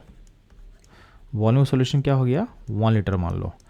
तो चूँकि मोलारिटी 2 मोलर दिया हुआ है तो वॉल्यूम को जब हम 1 मानेंगे तो मोल ऑफ जो NaOH हो जाएगा ये हो जाएगा आपका 2 मोल हो जाएगा आपके सॉल्यूशन में। ठीक है, तो 1 लीटर का सॉल्यूशन में 2 मोल होगा NaOH का। अब सिंपली क्या करोगे, आप इस वॉल्यूम को मल्टीप्लाई करो से डेंसिटी से। चूँकि डेंसिटी दिया हो किस में दिया हुआ है, आपको दिया ग्राम पर ml में, तो वॉल्यूम को भी ml में कन्वर्ट कर लेते हैं। तो वॉल्यूम अगर 1000 ml होगा 1 लीटर में, तो उसका वेट कैसे निकलेगा, तो वेट निकलेगा वॉल्यूम इंटू डेंसिटी। तो आप जब इसको मल्टीप्लाई करोगे तो ये हो जाएगा, वॉल्यूम 1000 है, डेंसिटी 1.28 है, तो इसका वैल्यू आ जाएगा 1280 ग्राम। तो ये हो गया आपका वेट ऑफ सॉल्यूशन। अब इस सॉल्यूशन में आपके पास क्या है, आपके पास 2 मोल NaOH का है, तो 2 मोल NaOH मिल गया, यानी आपका सॉल्यूट का अमाउंट पता है। तो बेसिकली मोललिटी के लिए आपको क्या चाहिए होता है, मोललिटी के लिए तो चाहिए होता है मोल ऑफ सॉल्यूट, यानी यहाँ पे NaOH का मोल चाहिए आपको, प्लस यहाँ चाहिए आपको वेट ऑफ सॉल्वेंट। तो वेट ऑफ सॉल्वेंट चाहिए इन केजी। तो ध्यान देंगे आपके पास वेट ऑफ सॉल्यूशन दिया है 1280, उसमें से 2 मोल NaOH है, तो NaOH का अगर वेट को अगर माइनस कर देंगे तो मेरे को मिल जाएगा वेट ऑफ सॉल्वेंट। तो यहाँ पे वेट ऑफ NaOH कैसे निकलेगा, तो 2 × 40 यानी 80 ग्राम NaOH होगा। तो सॉल्यूशन के वेट में से अगर हम माइनस करते हैं सॉल्यूट का वेट यानी NaOH का वेट, तो आपका जो वेट ऑफ सॉल्वेंट कितना निकलेगा हमारे पास, तो ये निकल के आ जाएगा 1280 माइनस 80 यानी हो जाएगा कितना 1200 ग्राम। अब मेरे को सॉल्वेंट का वेट केजी में चाहिए तो हो जाएगा 1.2 kg। अब सिंपली क्या करो, ऊपर में 2 है, मोल्टी का फॉर्मूला क्या है NaOH का मोल जो कि 2 होता है, और वेट ऑफ सॉल्वेंट कितना है केजी में 1.2, तो उसे डिवाइड कर ले, तो आपका इससे आंसर निकल के आ जाएगा। ठीक, आपका जो आंसर निकलेगा तो उसको ध्यान देना, इसको लेंगे तो ये हो जाएगा 20/12 यानी 10/6 यानी क्या हो जाएगा 5/3। अब 5/3 क्या हो जाएगा 1.67, यानी इसका जो करेक्ट आंसर होगा, इसका जो करेक्ट आंसर होने वाला है कितना हो जाएगा, ऑप्शन सी 1.67। बेसिकली क्या है ये बस इसको हम लोग सॉल्व किए हैं। ठीक है, तो 2/1.2 का जो वैल्यू होता है ये हो जाएगा 5/3 यानी हो जाएगा 1.67। तो ये था इस क्वेश्चन का करेक्ट आंसर एनालिसिस। मूव करता हूँ लोग नेक्स्ट क्वेश्चन पे। इस क्वेश्चन में आपके सामने फॉर्मिक एसिड का 2.3 ग्राम लिया हुआ है एंड ऑक्जेलिक एसिड का 4.5 ग्राम लिया हुआ है। इसको ट्रीट करते हैं हम लोग कॉन्क H2SO4 से। तो आपको पता होना चाहिए कि जो कॉन्सेंट्रेटेड H2SO4 होता है ये होता है डिहाइड्रेटिंग एजेंट, यानी आपके सिस्टम से वाटर निकाल देगा, तो ये होता है डिहाइड्रेटिंग एजेंट। अब बोला गया है कि डिहाइड्रेशन प्रोसेस के बाद जो भी गैसेस इवॉल्व कर रही हैं उसको पास किया गया है KOH से। तो बोला गया है कि KOH से पास करने के बाद जो भी गैसेस सैंपल बचा हुआ रहेगा उसका आपको वेट पता करना है एट STP पे। तो ध्यान देंगे, आपके पास लिया हुआ है क्या, formic acid and oxalic acid. ठीक है, फॉर्मिक एसिड का मोलर मास कितना होता है बच्चों लोग, तो फॉर्मिक एसिड का मोलर मास होगा 46। ऑक्जेलिक का मोलर मास कितना होगा, ये होता है आपके पास 90। दोनों का वेट कितना लिया हुआ है, तो क्वेश्चन वेट लिया हुआ है इसका 2.3 ग्राम लिया हुआ है और इसका वेट लिया हुआ 4.5 ग्राम लिया हुआ है। अब इसमें जब H2SO4 डालेंगे तो डिहाइड्रेशन होकर करेगा तो वाटर निकलेगा, तो यहाँ से आप अगर वाटर निकालते हो तो सिंपली देखो ना, यहाँ से OH निकल जाएगा, यहाँ से H निकल जाएगा, तो वाटर निकल जाएगा, यानी यहाँ से CO गैस अलग हो जाएगा, H2O अलग हो जाएगा। ठीक, ऑक्जेलिक एसिड से अगर आप वाटर निकालते हो तो यहाँ से वाटर अगर निकल जाता है तो एक जो है इसमें से 2 गैस निकलेगा, एक निकलेगा CO और एक निकलेगा CO2। तो बेसिकली इसमें क्या होगा, जो वाटर कप निकाल लिया अलग से तो इसमें से एक CO निकलेगा, एक निकलेगा CO2। तो ये था आपका जो रिएक्शन होने वाला है। अब क्या करें, इस वेट जो दिया वेट को मोल में चेंज कर लें, तो मोल में से जब डिवाइड करोगे तो इसका मोल हो जाएगा 1/20 और इसका ही मोल हो जाएगा आपके पास 1/20। अब ध्यान देंगे, तो अगर 1/20 मोल को हम देखते हैं तो ये जो CO गैस प्रोड्यूस होगा ये होगा 1/20, यहाँ वाटर भी प्रोड्यूस होगा 1/20, और ऑक्जेलिक एसिड से भी क्या होगा, तो ऑक्जेलिक एसिड की डिहाइड्रेशन से भी ये 1/20 निकलेगा, ये भी 1/20 होगा और ये भी 1/20 होगा। क्योंकि आपका वाटर अब्जॉर्ब हो चुका है, तो इस प्रोसेस के बाद जो गैसेस निकलेंगे वो निकलेंगे CO एंड CO2। तो CO जो है यहाँ और यहाँ वाला अमाउंट को आप ऐड कर लो, तो CO का अमाउंट कितना निकलेगा 1/10 मोल निकलेगा और CO2 निकलेगा 1/20। अब जब KOH से पास करोगे तो KOH क्या होता है, बेसिक होता है। तो बेसिक जो होता है नेचर का जो भी सॉल्वेंट है या जो भी सिस्टम है आपके एसिडिक गैस को अब्जॉर्ब कर लेगा। तो जो KOH है, KOH में CO2 अब्जॉर्ब हो जाएगा, तो इसका अब्जॉर्ब हो जाएगा, तो आपके सिस्टम से बाहर क्या निकलेगा, तो बाहर निकलेगा बस CO गैस और इसका मोल कितना निकलेगा 1/10 मोल। अब इस 1/10 मोल को आपको वेट में कन्वर्ट करना है, तो सिंपली क्या करोगे, वेट ऑफ CO कैसे निकलेगा, तो mole of CO 1/10 into molar mass कितना होता है CO का, ये होता है 28, तो ये हो जाएगा 2.8 ग्राम। ठीक है, तो ये था इस क्वेश्चन का करेक्ट सॉल्यूशन एंड एनालिसिस। अगर हम देखते हैं तो हमारा सॉल्यूशन मैच कर रहा है ऑप्शन सी के साथ। तो बस चलो मूव करें हम लोग नेक्स्ट क्वेश्चन के एनालिसिस पे। इस क्वेश्चन में आपको सामने दिया हुआ है कि 50 ml of 16.9% solution of AgNO3 को जब मिक्स करते हैं हम 50 ml ऑफ 5.8% NaCl सॉल्यूशन साथ, तो उसमें जो PPT फॉर्म करेगा, किसका PPT फॉर्म करेगा? AgCl का। तो इस PPT का वेट निकालना है आपको। तो ध्यान देना, हम लोग क्या कर रहे हैं, क्वेश्चन को थोड़ा ईजी करने के लिए जो वॉल्यूम 50-50 में लिया हो उसको हम लोग डबल कर दे रहे हैं, यानी 50 को हम लोग क्या कर रहे हैं 100 कर देंगे। तो हम लोग एज्यूम करेंगे कि आपके पास 100 ml है सॉल्यूशन AgNO3 का, परसेंट कितना इसका है 16.9%, और 100 ml हम लोग किसका NaCl का, और NaCl का परसेंट कितना दिया था क्वेश्चन में, तो दिया हुआ था 5.8। तो ये आपके पास कितना दिया चलो 5.8 दिया हुआ है। अब चूंकि हम लोग 100 ml लेके क्वेश्चन बना रहे हैं, तो मेरा जो भी आंसर आएगा बाद में उसको हम क्या करेंगे हाफ से डिवाइड कर देंगे, उसको हाफ कर देंगे, क्योंकि मेरे को चाहिए इन्फॉर्मेशन किसका 50 ml का चाहिए था। तो मेरे को 50 ml का जो मिक्सिंग के बाद इन्फॉर्मेशन चाहिए, तो हम लोग क्या करेंगे 100 के लिए निकालेंगे, उसको हाफ से डिवाइड कर देंगे, बस इतना ही काम करेंगे लास्ट में। तो आप क्या करोगे 100 ml का सॉल्यूशन में आपका जो वेट होगा AgNO3 का वो निकल के आ जाए कितना 16.9 ग्राम, और NaCl का वेट कितना निकलेगा 5.8 ग्राम। आपको पता है AgNO3 का मोलर मास कितना होता है, ये मोलर मास आ जाएगा 170 के अराउंड आएगा, और NaCl का मोलर मास होता है ये हो जाएगा 58.5 ग्राम। तो इसको आप जब डिवाइड करके क्या करो, पहले मोल निकालो, तो मोल जब निकालोगे तो ये मोल जो नियर अबाउट निकलेगा, ये मोल नियर अबाउट निकलेगा 1/10, और ये भी निकलेगा 1/10। अब इनका बैलेंस इक्वेशन लिख लो।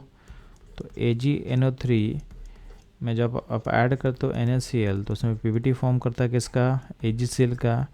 बैलेंस इक्वेशन में कोफिशिएंट 1:1 रेशियो में रहेगा, यानी जितना मोल आप इसको डालोगे उतना ही मोल यहाँ बनेगा। तो चूंकि दोनों का मोल सिमिलर है, तो दोनों इसमें लिमिटिंग रेट की तरह काम करेगा।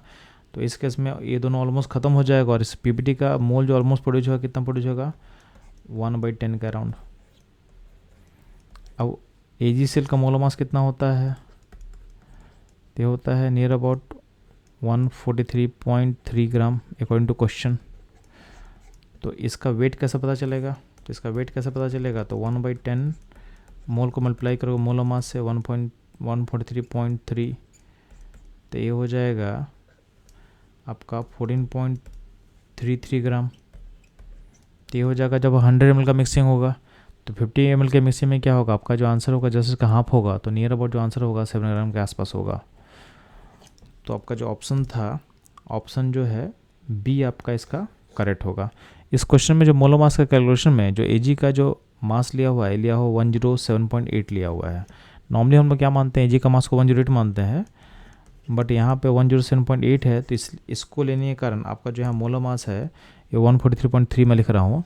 अगर आप मास को 108 मानते तो इस केस में 143.5 आता। तो ये माइनर वेरिएशन है, बट इससे आपके आंसर को फ़र्क नहीं पड़ेगा। प्लस इसमें जो आंसर है अपना अप्रोक्सी आएगा, क्योंकि एग्जैक्ट आंसर का कोई नीड नहीं था यहाँ पे, क्योंकि आपका ऑप्शन काफ़ी दूर है, तो भी आप इजीली अपने आंसर को टिक कर सकते हो। तो ये था इस क्वेश्चन का सॉल्यूशन एनालिसिस। मूव करता हूँ लोग नेक्स्ट क्वेश्चन पे। आपको 20 ग्राम का एक सैंपल दिया हुआ है मैग्नीशियम कार्बोनेट का, और इन्फॉर्मेशन दिया हुआ है जब इसको आप हीट करते हो तो ब्रेक करेगा मैग्नीशियम ऑक्साइड इन CO2 में, और जो मैग्नीशियम ऑक्साइड फॉर्म करता है उसका वेट दिया हुआ 8 ग्राम। इस इन्फॉर्मेशन के बाद पूछा गया है कि आपके सैंपल का प्योरिटी क्या है। तो ध्यान देना, इस क्वेश्चन का बस जो चेक पॉइंट है या जो की कॉन्सेप्ट है आपको पता होना चाहिए कि आपका जो प्योर कंपोनेंट है वही पार्टिसिपेट करता है केमिकल रिएक्शन में। तो अगर हम इस का बैलेंस इक्वेशन लिखे तो हीटिंग के बाद ब्रेक करेगा MgOnCO2 में। तो आपको इन्फॉर्मेशन MgO का दिया हुआ है 8 ग्राम। तो आप क्या करो, इस वेट को चेंज करोगे पहले मोल में। तो MgO का मोल मास कितना होगा, तो Mg का होता है 24 और O का होता है 16, तो ये हो जाएगा 40। तो MgO का जो वेट प्रोड्यूस है उसका मोल कितना हो जाएगा, मोल हो जाएगा 8/40, यानी 1/5 मोल होगा MgO का। तो अगर MgO 1/5 होगा तो आप रिवर्स सोचो, तो आपका बैलेंस इक्वेशन में जो कोफिशिएंट है 1:1 में है, तो MgO का 1 होगा तो MgCO3 भी क्या होगा 1 ही रहेगा। तो जितना अमाउंट MgO बना होगा उतना ही अमाउंट MgCO3 का होना चाहिए, यानी इसका जो प्योर पार्ट है वो होना चाहिए 1/5 मोल। ठीक, तो ये हो गया प्योर कंपोनेंट का मोल। तो वेट ऑफ प्योर कैसे निकलेगा, तो सिंपली क्या करना है आपको, MgCO3 के मोलर मास से इस मोल को मल्टीप्लाई करना है, तो ये हो जाएगा 1/5 इंटू MgCO3 का मोलर मास, जो कि होता है कितना, Mg का 24, C का 12 एंड O का 3 हो तो 48, यानी हो जाएगा 84। तो ये हो गया आपका प्योर सैंपल का वेट। परसेंट प्योरिटी कैसे निकालेंगे, तो परसेंट प्योरिटी के लिए सिंपली क्या करना है, weight of pure by wait total into 100। ध्यान देंगे आपका वेट ऑफ जो प्योर निकला है 1/5 84 है, सैंपल का वेट कितना दिया था 20 और इंटू 100 कर लेना आपको। तो अब ध्यान देंगे नीचे का 5 इंटू 20 क्या होगा 100 हो जाएगा, ऊपर 100 कैंसिल कर लेगा ये, तो ऊपर बचेगा परसेंट कितना बचेगा 84 बचेगा, यानी इस क्वेश्चन का जो आंसर होगा ये होगा ऑप्शन सी 84%, यानी आपका जो प्योरिटी लेवल है वो होगा 84%। ये था इस क्वेश्चन का सोल्यूशन एनालिसिस। मूव करते हैं हम लोग नेक्स्ट क्वेश्चन पे। इस क्वेश्चन में इन्फॉर्मेशन दिया हुआ है कि H2Cl2 को जब हम मिक्स करते हैं तो उसमें आपका बनता है HCl फॉर्म करता है, तो इसका बैलेंस इक्वेशन है, और आपको दिया हुआ इन्फॉर्मेशन कि आप 22.4 लीटर आप यूज कर रहे हो H2 का और 11.2 लीटर यूज कर रहे हो किसका, Cl2 का। ठीक है, तो ध्यान देना आपको पता होना चाहिए कि गैसेस का जो रिएक्शन है अगर उसका वॉल्यूम दिया रहेगा तो मोल की तरह उसको आप ट्रीट कर सकते हो। तो आप ध्यान देंगे H2 का जो वॉल्यूम दिया हुआ इतना लिया हुआ, Cl2 का वॉल्यूम कितना लिया हुआ 11.2 दिया हुआ, तो लिमिटिंग कौन होगा, तो लिमिटिंग हो जाएगा Cl2। तो रिएक्शन Cl2 के अकॉर्डिंग होगा तो Cl2 पूरे प्रोसेस में कंज्यूम हो जाएगा, और जितना अमाउंट Cl2 का होगा उसका डबल बनेगा HCl का वॉल्यूम गैसेस फेज में, तो इसका वॉल्यूम बनेगा 22.4, ठीक है, लीटर बनेगा। और इस केस में आपका हाइड्रोजन का भी 11.2 लीटर क्या होगा कंज्यूम हो जाएगा, तो H2 का जो वॉल्यूम बचेगा 11.2 बचेगा लीटर STP पे। अब इस वॉल्यूम को अगर आपको चेंज करना मोल में तो क्या करोगे, आपका 20.4 से डिवाइड कर दो, तो यहाँ पे जो मोल होगा ये हो जाएगा हाफ मोल।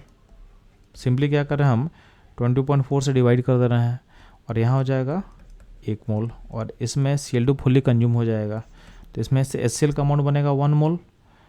तो 1 मोल HCl ऑप्शन किस में है, तो ऑप्शन ए में है, तो आपका ऑप्शन ए क्या होगा, करेक्ट होगा। ये था कुछ क्वेश्चन का एनालिसिस एंड सॉल्यूशन। मूव करता हूँ हम लोग नेक्स्ट क्वेश्चन पे। इस क्वेश्चन में 1 ग्राम मैग्नीशियम को हम बर्न कर रहे हैं with 0.56 gram of O2 in A close vessel. तो आपसे पूछा गया है कि कौन सा रिएक्टेंट जो है एक्सेस में होगा और कितना एक्सेस में होगा। तो ध्यान देंगे सबसे पहले हम लिखते हैं इस इक्वेशन, इस एक का बैलेंस इक्वेशन। तो आपके पास क्या होगा Mg plus O2 gives MgO। तो इसको हम लोग बैलेंस कर लिए। अब क्या करेंगे, जो गिवन आपको वेट दिया उसको मोल में चेंज करेंगे। तो 1 ग्राम Mg का दिया हुआ था और 0.56 ग्राम दिया हुआ था O2 का। इसको करस्पॉन्डिंग मोलर मास से डिवाइड करते हैं तो ये मिल जाएगा मेरे को मोल। ठीक है, इस मोल का जो वैल्यू आ जाएगा यह आ जाएगा 0.0416, और यहाँ जो वैल्यू आ जाएगा इस वैल्यू को सॉल्व होते आएगा 0.0175। तो ये आपका मोल मिल गया हम लोग को। ठीक है, अब ये मोल मिल गया। अगला पॉइंट क्या होगा, हमको पता करना है इसमें लिमिटिंग क्या होगा, इसमें लिमिटिंग कौन होगा। तो सिंपल सा चीज़ है, लिमिटिंग पता करने के लिए आपको क्या बोला जाता है कि बैलेंस इक्वेशन के कोफिशिएंट को उसके मोल में डिवाइड मार दो, डिवाइड कर दो इससे। तो इसको आप 2 से डिवाइड करोगे तो ऑलमोस्ट आपका वैल्यू होगा 0.02 के आसपास, और इसको 1 से डिवाइड करोगे तो वैल्यू कितना होगा, जितना उतना ही रहेगा। इसका मतलब दोनों में छोटा कौन है, दोनों में छोटा ए वाला है। तो जो छोटा होगा लिमिटिंग होगा। इसका मतलब बाय डिफ़ॉल्ट क्या हो गया आपका लिमिटिंग, इसमें O2 हो गया। तो O2 लिमिटिंग हो गया, यानी O2 आपका इस प्रोसेस में कंज्यूम हो जाएगा। तो बचेगा क्या, तो बचेगा आपका Mg। अब कितना बचेगा देखते हैं हम लोग। तो ध्यान देंगे आपका O2 का मोल कितना लिया 0.0175 आपका लिया हुआ है। तो एक अगर मोल O2 होता है तो mg कितना कंज्यूम होता है, 2 मोल कंज्यूम होता है। तो जितना मोल आपका O2 का होगा उसका डबल मोल mg कंज्यूम होगा। तो आपका mg कंज्यूम कितना होगा, तो mg कंज्यूम होगा 0.0175 का डबल अमाउंट क्या होगा, कंज्यूम होगा। तो ये वैल्यू निकल के आएगा 0.035, इतना कंज्यूम होने वाला है। तो बचेगा कितना mg, तो सिंपली क्या करेंगे, गिवन दिया हुआ 1 ग्राम, तो इस 1 ग्राम में से गिवन दिया हुआ है पॉइंट, तो आपका mg कंज्यूम कितना हो रहा है, तो 0.035 मोल mg कंज्यूम हो रहा है। ठीक, तो आपका mg बचेगा कितना, तो आपके पास मोल कितना दिया हुआ है mg का, तो मोल mg का दिया हुआ 0.0416, तो 0.0416 में से आप माइनस कर दोगे 0.035 को, तो mg का बचा अमाउंट कितना निकलेगा, तो 0.0066 अमाउंट को मिलेगा। इतना मोल mg क्या होगा, बचा होगा। अब इस मोल को आपको चेंज किस में करना है, तो इस मोल को आपको चेंज करना है किस में, वेट में। ठीक, तो वेट में कैसे चेंज करेंगे, तो सिंपली क्या करोगे, इस मोल के वैल्यू को mg के मोल मास से मल्टीप्लाई करो। तो अल्टीमेटली वेट ऑफ जो mg होगा, जो बचा हुआ रहेगा लेफ्ट, ये कितना हो जाएगा, तो ये हो जाएगा 0.0066 को मल्टीप्लाई करोगे आप किससे, 24 से, तो इतना ग्राम आपका आंसर आने वाला है। अब देखो ये आपका किससे मैच करेगा, तो सिंपली है, आपका बचने वाला क्या था, mg बचने वाला था। ठीक, तो mg का आप वैल्यू जो मल्टीप्लाई करोगे, तो इसको आप सिंप्लीफाई करने के लिए बहुत सिंपल सा क्या करो ना, आप इसको 24 को 25 मान लो, तो इससे क्या होगा, अप्रोक्सीमेटली आपका आंसर सिमिलर टाइप का आ जाएगा। तो इसको आपको सॉल्व करना है, तो ये ऑलमोस्ट सॉल्व करके आ जाएगा आपका 0.16 ग्राम, यानी हमारा ऑप्शन ए जो होगा इसका करेक्ट आंसर होगा। तो ये था इस क्वेश्चन का सॉल्यूशन एनालिसिस। मूव करते हैं हम लोग नेक्स्ट क्वेश्चन पे। इस क्वेश्चन में आपके सामने यूरिया के नंबर ऑफ मॉलिक्यूल दिया हुआ है 6.02 × 10⁻20 इन 100 ml ऑफ सॉल्यूशन, और आपको बोला गया इसका कॉन्सेंट्रेशन कितना होगा। तो पहले क्या कर, यूरिया का मोल निकाले। मोल कैसे निकलेगा, तो नंबर दिया हुआ है तो उसे डिवाइड करेंगे हम लोग एवोगाड्रो नंबर से, तो वैल्यू निकल के आ जाएगा 1/1000 यानी 10⁻³ आपको मोलिटी निकालना है, तो सिंपली क्या करेंगे, मोल यानी 10⁻³ को डिवाइड कर देंगे वॉल्यूम इन लीटर से, तो 100 ml में लीटर में कितना होगा, 0.1 लीटर, तो 0.1 से डिवाइड कर दो, तो यानी 10⁻³ डिवाइडेड बाई 10⁻⁻1 यानी वैल्यू आ जाएगा 10⁻⁻2 मोलर, यानी 0.01 मोलर इसका आंसर होगा। तो आपका जो डी ऑप्शन है होगा, ये हमारे सॉल्यूशन से मैच कर रहा है। तो इस क्वेश्चन का जो करेक्ट आंसर होगा ऑप्शन डी होगा। ये था इस क्वेश्चन का एनालिसिस। मूव करता हूँ लोग नेक्स्ट क्वेश्चन पे। इस क्वेश्चन में आपके पास एक मेटल क्लोराइड है, उसका 10 ml वॉल्यूम है और 0.05 मोलर उसका मोलिटी दिया हुआ है क्वेश्चन में, और बोला इस मेटल क्लोराइड में जो क्लोराइड आयन निकलेगा उसको पीपीटी करने के लिए जो आपको Ag+ रिक्वायरमेंट है वो आपके पास आएगा AgO3 सॉल्यूशन से, और उस AgO3 सॉल्यूशन का वॉल्यूम 10 ml दिया हुआ और उसका मोलिटी 0.1 मोलर दिया हुआ है। ठीक, अब आपको बताना है इस मेटल क्लोराइड का फार्मूला क्या होगा। तो ध्यान देंगे, आपके पास जो मेटल क्लोराइड है उसमें से जो भी सेल माइनस मिलेगा वो आपके AgO3 के Ag+ से कंबाइन करेगा और Ag का पीपीटी फॉर्म करने वाला है। ठीक है, तो जितना अमाउंट होगा Ag+ का उतना अमाउंट होना चाहिए सेल माइनस का। बात समझ में आया? तो आप देखोगे तो AgO3 का जितना अमाउंट होगा उतना ही होगा Ag+ आयन। तो AgO3 का मिलीमोल कितना आएगा, तो ये आएगा 1 मिलीमोल। तो अगर आपके पास AgO3 का मिलीमोल अगर 1 होगा, उस केस में Ag+ का मिलीमोल भी क्या होगा, 1 मिलीमोल होगा, क्योंकि जितना AgO3 होगा उतना ही Ag+ मिलने वाला है। अब Ag+ का अमाउंट अगर 1 मिलीमोल होगा तो पीपीटी करने के लिए सेल माइनस भी क्या होना चाहिए, 1 होना चाहिए। तो आपका सेल माइनस भी 1 मिलीमोल मिलना चाहिए आपको। अब ध्यान ना, जो आपका मेटल क्लोराइड क्वेश्चन में दिया हुआ है उस पर अगर हम देखेंगे तो उसके इन्फॉर्मेशन पर अगर आप देखोगे तो उसका 10 ml वॉल्यूम था और 0.05 मोलर उसका मोलिटी दिया हुआ है। तो इसका मिलीमोल कितना होगा, तो इसका मिलीमोल होगा 0.5 मिलीमोल। अब इस मेटरक्वाइड से आपका सील कितना मिलना चाहिए, 1 मिलीमोल मिलना चाहिए, यानी जो भी अमाउंट इसका है उसका डबल मिलना चाहिए, यानी इस मेटरक्वाइड में आपका 2 सील होना चाहिए। तो इसका जो फार्मूला होगा, इसका फार्मूला हो जाएगा XCl2, क्योंकि आपके पास 0.5 मिलीमोल इस सॉल्ट का है, इससे डबल मिलना चाहिए, यानी इससे 1 मिलना चाहिए आपको, मिलीमोल मिलना चाहिए आपका सील माइनस का। तो इसलिए इसका रिलेशन बोल सकते हैं ये होगा XCl2। तो आपका जो हमारा सॉल्यूशन किस ऑप्शन से मैच करेगा, ऑप्शन बी से मैच करेगा। तो ये ऑप्शन बी इसका करेक्ट आंसर होगा। ये था इस क्वेश्चन का सॉल्यूशन एनालिसिस। मूव करता हम लोग नेक्स्ट क्वेश्चन पे। इस क्वेश्चन में आपके सामने 25.3 ग्राम ऑफ सोडियम कार्बोनेट दिया हुआ है, जिसको डिजॉल्व किया गया है वाटर में, और आपका सॉल्यूशन बनाया गया 250 ml का। अब बोला गया है कि सोडियम कार्बोनेट जो है वो ब्रेक करता है सोडियम आयन में एन कार्बोनेट आयन में। तो आपको पता है कि सोडियम कार्बोनेट से जितना होगा उसका डबल मिलेगा सोडियम आयन, और जितना होगा सोडियम कार्बोनेट उतना मिलेगा आपके पास कार्बोनेट आयन मिलने वाला है। ठीक है, तो इस तरह से डिसोसिएट करेगा, यानी अगर अमाउंट यहाँ पे x मानते हैं इसका हम, तो ये होगा 2x और ये होगा x। बात समझ में आया। अब बोला गया है कि आपको पता करना है कि सोडियम आयन और कार्बन आयन का कॉन्सेंट्रेशन क्या होगा। तो इसका अप्रोच बहुत सिंपल सा है, तो ध्यान देना। पहले इसको हम सॉल्व करते हैं शॉर्टकट से। तो आपको ये समझ में आ रहा है कि जितना, चूँकि वॉल्यूम सेम है दोनों का और अमाउंट क्या है, सोडियम आयन का डबल होगा एज कम्पेयर टू कार्बोनेट, तो अब सिंपल आपको पता है कि जो सोडियम आयन का जो कॉन्सेंट्रेशन होगा और कार्बोनेट का क्या होगा, डबल होगा। ठीक है, कार्बोनेट का क्या होगा, डबल होगा। तो आप ऑप्शन चेक करो कि किस ऑप्शन में सोडियम आयन का जो कॉन्सेंट्रेशन है वो कार्बोनेट का डबल है। तो आप देखोगे इसमें दोनों सेम है, हटा सकते हो आप इजीली। इसमें दोनों सेम है, इसको भी हटा सकते हो। इसमें सोडियम आयन का अमाउंट इसका डबल है, यानी ये ऑप्शन सही होगा। तो ऑप्शन बी आपका क्या होगा, करेक्ट आंसर होगा। बात समझ में। ऑप्शन ए में क्या दिया हुआ है, कार्बन का कॉन्सेंट्रेशन डबल दिया सोडियम का, जो कि गलत होगा। तो डायरेक्टली हम ऑप्शन एनालिसिस करके बस इस क्वेश्चन को सही कर सकते थे। तो ये था अपना पहला अप्रोच। सेकंड अप्रोच में क्या होगा, आप सिंपली क्या करोगे, इस अमाउंट को, ठीक है, चेंज करोगे मोल में, चेंज करोगे मोल में। मोल कैसे निकलेगा, तो आपका 25.3 ग्राम हो गया सोडियम कार्बोनेट का। अब उसको डिवाइड करोगे इसके मोलर मास से।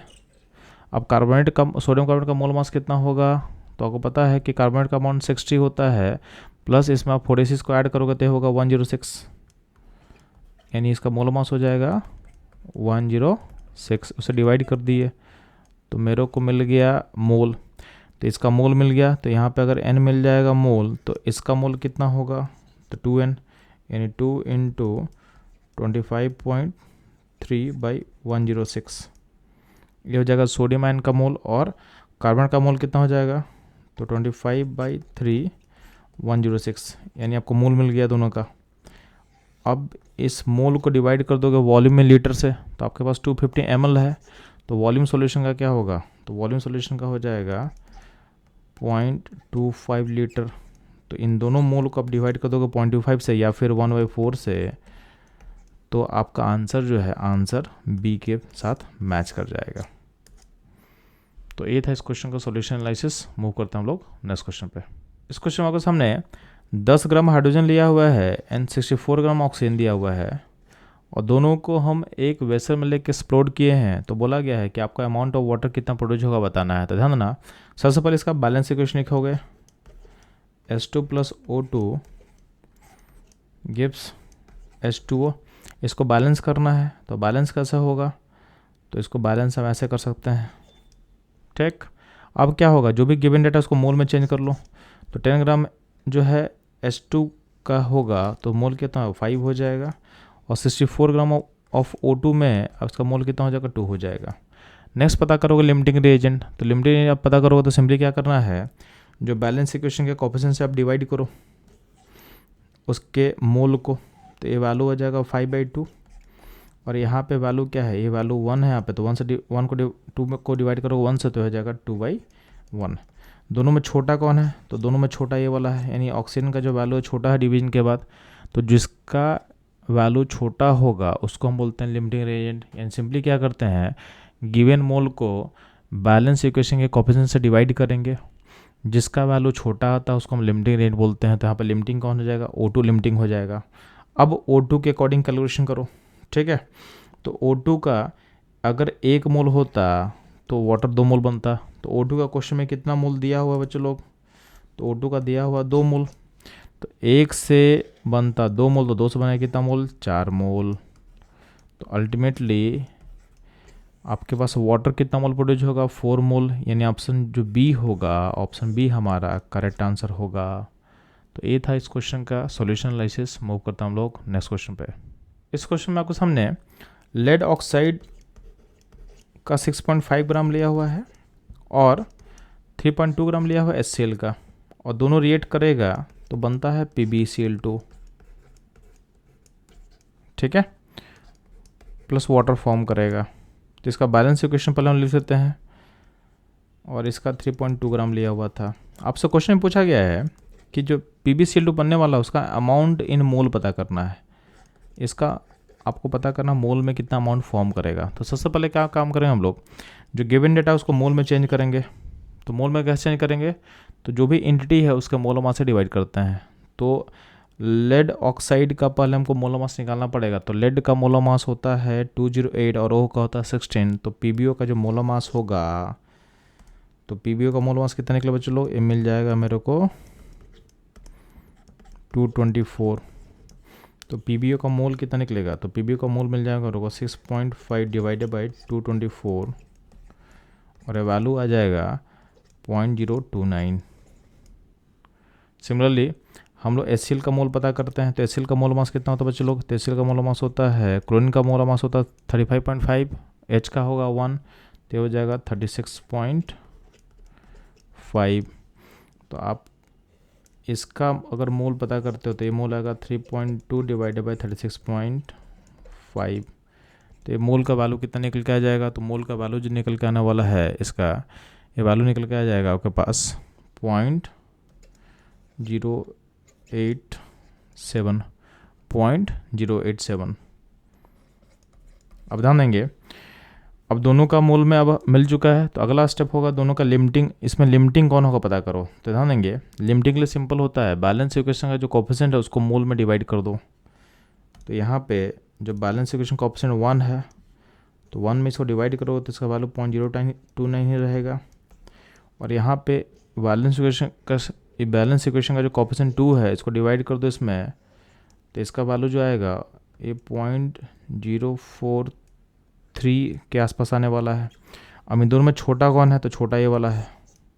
लेड ऑक्साइड का जो वैल्यू छोटा आएगा, मतलब इसका मतलब लेड ऑक्साइड ही इसका लिमिटिंग होगा। अब लिमिटिंग हम पहचान लिए, तो लिमिटिंग पहचान लिए तो सिंपली अब क्या करोगे, मोल कॉन्सेप्ट का एप्लीकेशन करोगे। तो आपको पता है कि इस केस में आपके पास अगर एक लेड ऑक्साइड होगा तो PbCl2 1 बनेगा। तो PbO का अगर मोल होगा 0.029, तो जितना मोल होगा PbO का उतना ही बनेगा PbCl2। तो मोल आपके पास PbO का 0.029, तो आपका PbCl2 का जो फॉर्मेशन होगा वो भी क्या होगा, सेम होगा 0.029। इसका मतलब आपका जो करेक्ट आंसर होने वाला है, ये होने वाला है ऑप्शन बी। तो ये क्वेश्चन सिंपल आपके लिमिटिंग रिएजेंट का एप्लीकेशन था। अगर आप बैलेंस इक्वेशन से सही से लिख पाओगे और सिंपल लिमिटिंग रिएजेंट का कॉन्सेप्ट को अप्लाई कर पाते हो तो क्वेश्चन आपसे इजीली बन जाएगा। तो ये था इस क्वेश्चन का एनालिसिस एंड सॉल्यूशन। मूव करता हम लोग नेक्स्ट क्वेश्चन पे। इस क्वेश्चन में आपसे पूछा गया है कि जब आप 270 kg ऑफ एल्युमिनियम प्रोड्यूस करते हो फ्रॉम बॉक्साइट और यूजिंग हॉल प्रोसेस, तो उस प्रोसेस में आपका जो कार्बन है जो एनोड मौजूद होता है वो कितना कंज्यूम होगा, उसका मास पता करना है आपको। तो सिंपली ये क्वेश्चन मेटलर्जी चैप्टर से लिया हुआ है जो कि अब आपके सिलेबस में नहीं है, तो आपको हॉल प्रोसेस आप नहीं पढ़ोगे। तो इस क्वेश्चन को सिंप्लीफाई करने के लिए हम क्या करेंगे, बस इसको सिंपल तरीके से समझा देंगे, यानी इसमें हॉल प्रोसेस के बारे में लोग डीप में नहीं जाएंगे। तो सबसे पहले आपको बॉक्साइड और का फॉर्मूला पता होना चाहिए। तो ध्यान देना, बॉक्साइड और जो होता है Al2O3.2H2O, लेकिन यहाँ पे जो वाटर है, वाटर वेपर अलग हो जाता है। तो यहाँ पे मेनली अपने काम का होता है Al2O3, जिसको हम बोलते हैं एल्यूमिना। तो मेनली यही अपने काम का चीज़ है, तो ध्यान देंगे। तो हम लोग यहाँ एज्यूम कर रहे हैं कि जो भी हमारा कार्बन जो एनोड में है वो यहाँ एल्युमिनियम की इस ओ को लेके निकल जाएगा। तो चीज़ों को सिंपल रखने के लिए हम ये बात कर रहे हैं कि जो एनोड का कार्बन है इस एल्युमिनियम के ऑक्सीजन को लेके बाहर जाएगा, और जो कार्बन बाहर जाएगा वो CO2 के फॉर्म में बाहर जाएगा। तो इसका बैलेंस इक्वेशन क्या होगा? तो बैलेंस इक्वेशन लिख रहे हैं इसका हम लोग, तो यहाँ पर 2 लगा लो, तो 4 एल्युमिनियम प्लस 3 CO2, तो 3 कार्बन यहाँ लिख सकते हो आप। अब आपको दिया क्या हुआ है? तो दिया हुआ है एल्युमिनियम का वेट दिया हुआ है, तो आप क्या करोगे? एल्युमिनियम के वेट को मोल में चेंज करोगे। तो आपके पास 270 kg है, तो उसको पहले हम ग्राम में चेंज कर लेते हैं। तो एक ग्राम में चेंज करने के 1000 से मल्टीप्लाई किए, डिवाइड कर देंगे एल्युमिनियम के मोलर मास से 27 से, तो यह आ जाएगा मोल। तो मोल कितना आ जाएगा? 10,000 मोल। ठीक, तो एल्युमिनियम का मोल मिल गया। बैलेंस इक्वेशन में एल्युमिनियम और कार्बन का रिलेशन क्या है? तो कार्बन का 3 मोल रहेगा, तो एल्युमिनियम का 4 मोल प्रोड्यूस करेगा। ये आपको बैलेंस इक्वेशन बता रहा है। अब इसको लिंक करो आप, तो अगर ये 4 होगा तो 3 होगा, यानी अगर 4 एल्युमिनियम है तो उसके लिए 3 मोल कार्बन कंज्यूम करेगा। तो अगर एल्युमिनियम 1 मोल होता तो कार्बन कितना होता? 3/4। तो अगर आपके पास एल्युमिनियम का अमाउंट अगर 10,000 अगर हम बात करते हैं मोल है, तो उस केस में कार्बन कितना होगा? तो 3/4 इंटू 10,000, तो ये हो गया मोल। अब इसको हमको इसका वेट निकालना है, तो वेट कैसे निकलेगा? तो इस मोल को मल्टीप्लाई कर दोगे मोलर मास से, ठीक है। तो मोलर मास कितना होता है कार्बन का? 12। तो इसको 4 से यहाँ कट जाएगा, तो यहाँ पे 3 काट लो यहाँ पे, तो ये हो जाएगा 9 इंटू यहाँ पे एक और जीरो होगा, यहाँ पे 10,000। तो इतना वेट होगा किस में? ग्राम में। इसको केजी में करने के लिए क्या करोगे आप? 1000 से डिवाइड करोगे, तो वेट इन केजी क्या आ जाएगा? Divide by 1000।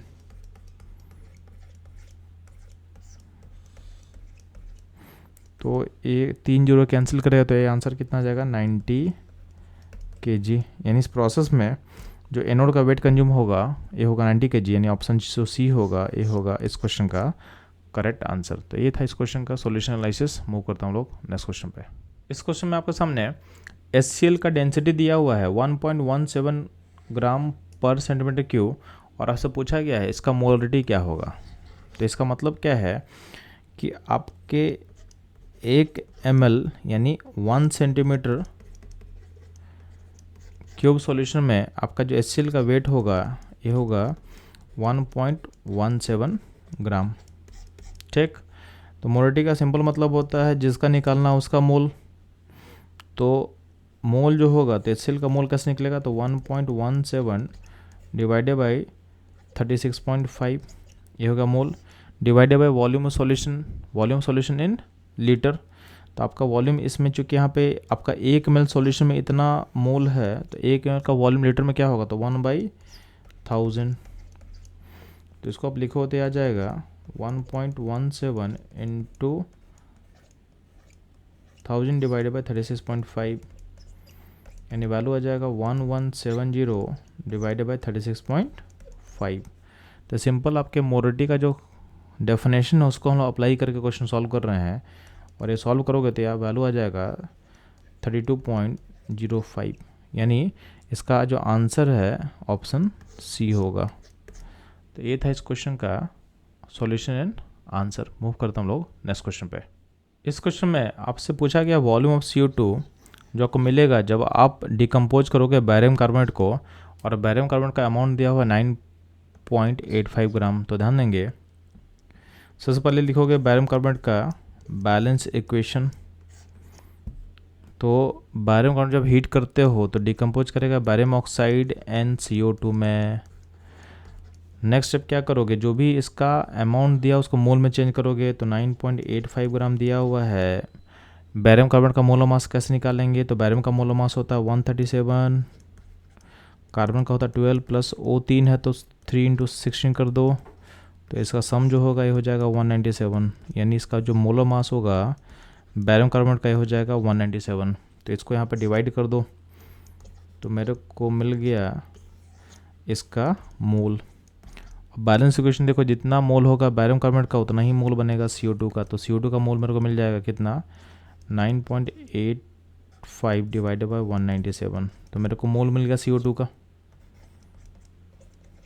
ठीक, अब इस मोल को चेंज करना वॉल्यूम में, तो सिंपली यहाँ पर कुछ मेंशन नहीं किया हुआ, तो हम मान लें कि सिस्टम आपका STP पे है, तो STP पे मेरे को निकालना है। तो वॉल्यूम CO2 कैसे पता चलेगा, तो उसके मोल को मल्टीप्लाई कर देंगे 20.4 से।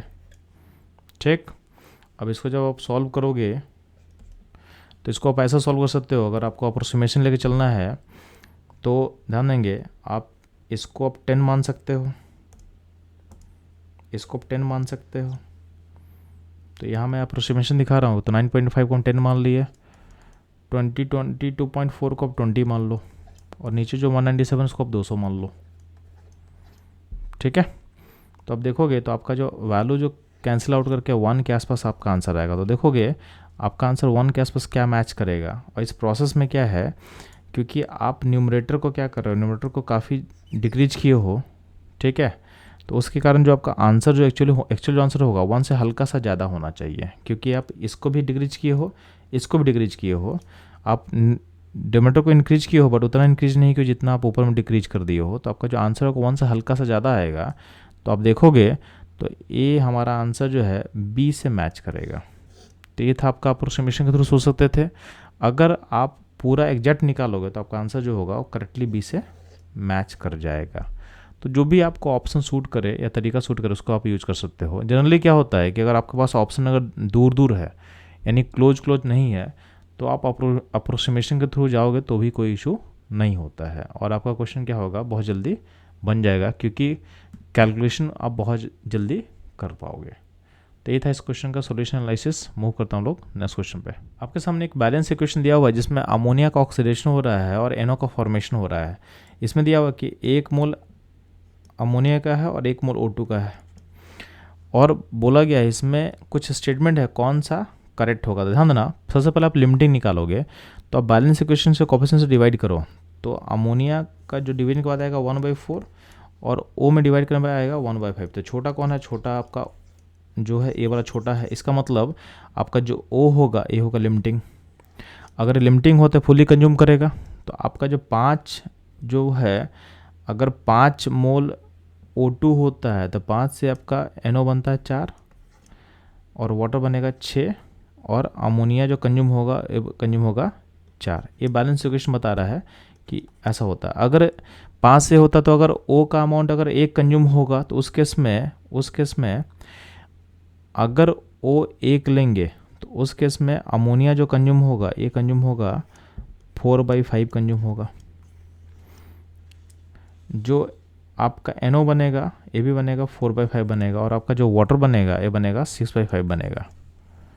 ठीक, अब देखो पहला जो है all the oxygen will be consume, तो पहला स्टेटमेंट करेक्ट हो जाएगा, क्योंकि आपको पता है कि इस प्रोसेस में O2 लिमिटिंग है तो यानी फुल्ली कंज्यूम हो जाएगा। तो ऑप्शन जो ए है यही करेक्ट हो जाएगा। बाकी देखोगे 1 mole of NO will produce, ये गलत है, क्योंकि यहाँ पे NO कितना प्रोड्यूस होगा 4/5। 1 मोल ऑफ H2 प्रोड्यूस, ये भी गलत है, क्योंकि यहाँ पे H2 कितना प्रोड्यूस होगा 6/5। All the ammonia will consume, ये गलत है, क्योंकि अमोनिया 4/5 कंज्यूम होगा तो उसमें बच जाएगा, कितना बचेगा, तो 1 - 4/5 यानी अल्टीमेटली अमोनिया 1/5 अमाउंट आपका बच जाएगा प्रोसेस में। इतना अमोनिया जो है लेफ्ट रहेगा, बचा हुआ रहेगा सिस्टम में। तो इस क्वेश्चन का जो करेक्ट आंसर होगा ऑप्शन ए होगा। तो ये था इस क्वेश्चन का सॉल्यूशन एनालिसिस। मूव करता हूँ लोग नेक्स्ट क्वेश्चन पे। इस क्वेश्चन में बोला गया है कि जब जिंक को आप ट्रीट करते हो H2SO4 से तो उस केस में H2 गैस निकलता है। इसका बैलेंस इक्वेशन लिख दे रहे हैं, और बोला है जिसमें जो H2 गैस निकल रहा है उसका वॉल्यूम STP पे दिया हुआ है 224 ml। तो बोला गया है कि आपको जिंक कितना यूज होगा इस प्रोसेस में। तो पहले इसको मोल में चेंज कर लेते हैं ना वॉल्यूम को। तो मोल क्या होगा 224 डिवाइडेड बाई 22400 यानी मोल हो जाएगा 1/100। तो अगर इसका बैलेंस इक्वेशन से लिंक करेंगे तो H2 का अगर 1 मोल होगा तो उस केस में जिंक भी 1 मोल होगा। तो जितना मोल H2 बनेगा उतना ही मोल जिंक भी कंज्यूम होगा। तो इसका मोल जो कंज्यूम होगा ये हो जाएगा 1/100। अब इस मोल को आपको वेट में चेंज करना, तो वेट में कैसे चेंज करेंगे, तो जिंक का मोल मास होता है 65। तो इस मोल को मल्टीप्लाई करो 65 से, यानी आपका वेट हो जाएगा 0.65 ग्राम, यानी आपका करेक्ट आंसर होगा ऑप्शन सी। ये था इस क्वेश्चन का एनालिसिस एंड सॉल्यूशन। मूव करता हूँ लोग नेक्स्ट क्वेश्चन पे। इस क्वेश्चन बोला गया कि एसटीपी पे आपको डेंसिटी पता करना है CCl4 वेपर का इन ग्राम लीटर में। तो ध्यान देंगे, आपको पता है कि अगर हम 1 मोल CCl4 मानते हैं तो 1 मोल CCl4 का वेट कितना होगा, तो वेट हो जाएगा इसका मोलर मास, और मोलर मास इसका आ जाएगा 154 ग्राम। कैसे निकलेगा, तो सिंपल है, कार्बन का 12 होता है और क्लोरीन का 35.5 होता है, तो यहाँ पे 4 क्लोरीन होगा, उसे मल्टीप्लाई करके ऐड कर लो तो ये आ जाएगा 154 ग्राम। और 1 मोल CCl4 एसटीपी पे कितना वॉल्यूम ऑक्यूपाई करेगा, 22.4 लीटर। तो डेंसिटी पता करना सिंपल है, तो डेंसिटी क्या होगा बच्चों लोग, तो अमाउंट पता है 154 ग्राम, और अमाउंट कितना वॉल्यूम ऑक्यूपाई का लीटर में 20.4। तो आपका जो ग्राम पर लीटर में जो वैल्यू आएगा वो आ जाएगा, आपको देखोगे तो डिवीजन कर लो आराम से, तो डिवीजन करने पे वैल्यू आ जाएगा नियर अबाउट आ जाएगा 6.87 जो है आपका वैल्यू, इतना आ जाएगा, इतना ग्राम पर लीटर डेंसिटी आ जाएगा CCl4 वेपर का एट एसटीपी। तो हमारा सॉल्यूशन ऑप्शन ए से मैच करेगा। तो ये था इस क्वेश्चन का सॉल्यूशन एंड आंसर। मूव करता हम लोग नेक्स्ट क्वेश्चन पे।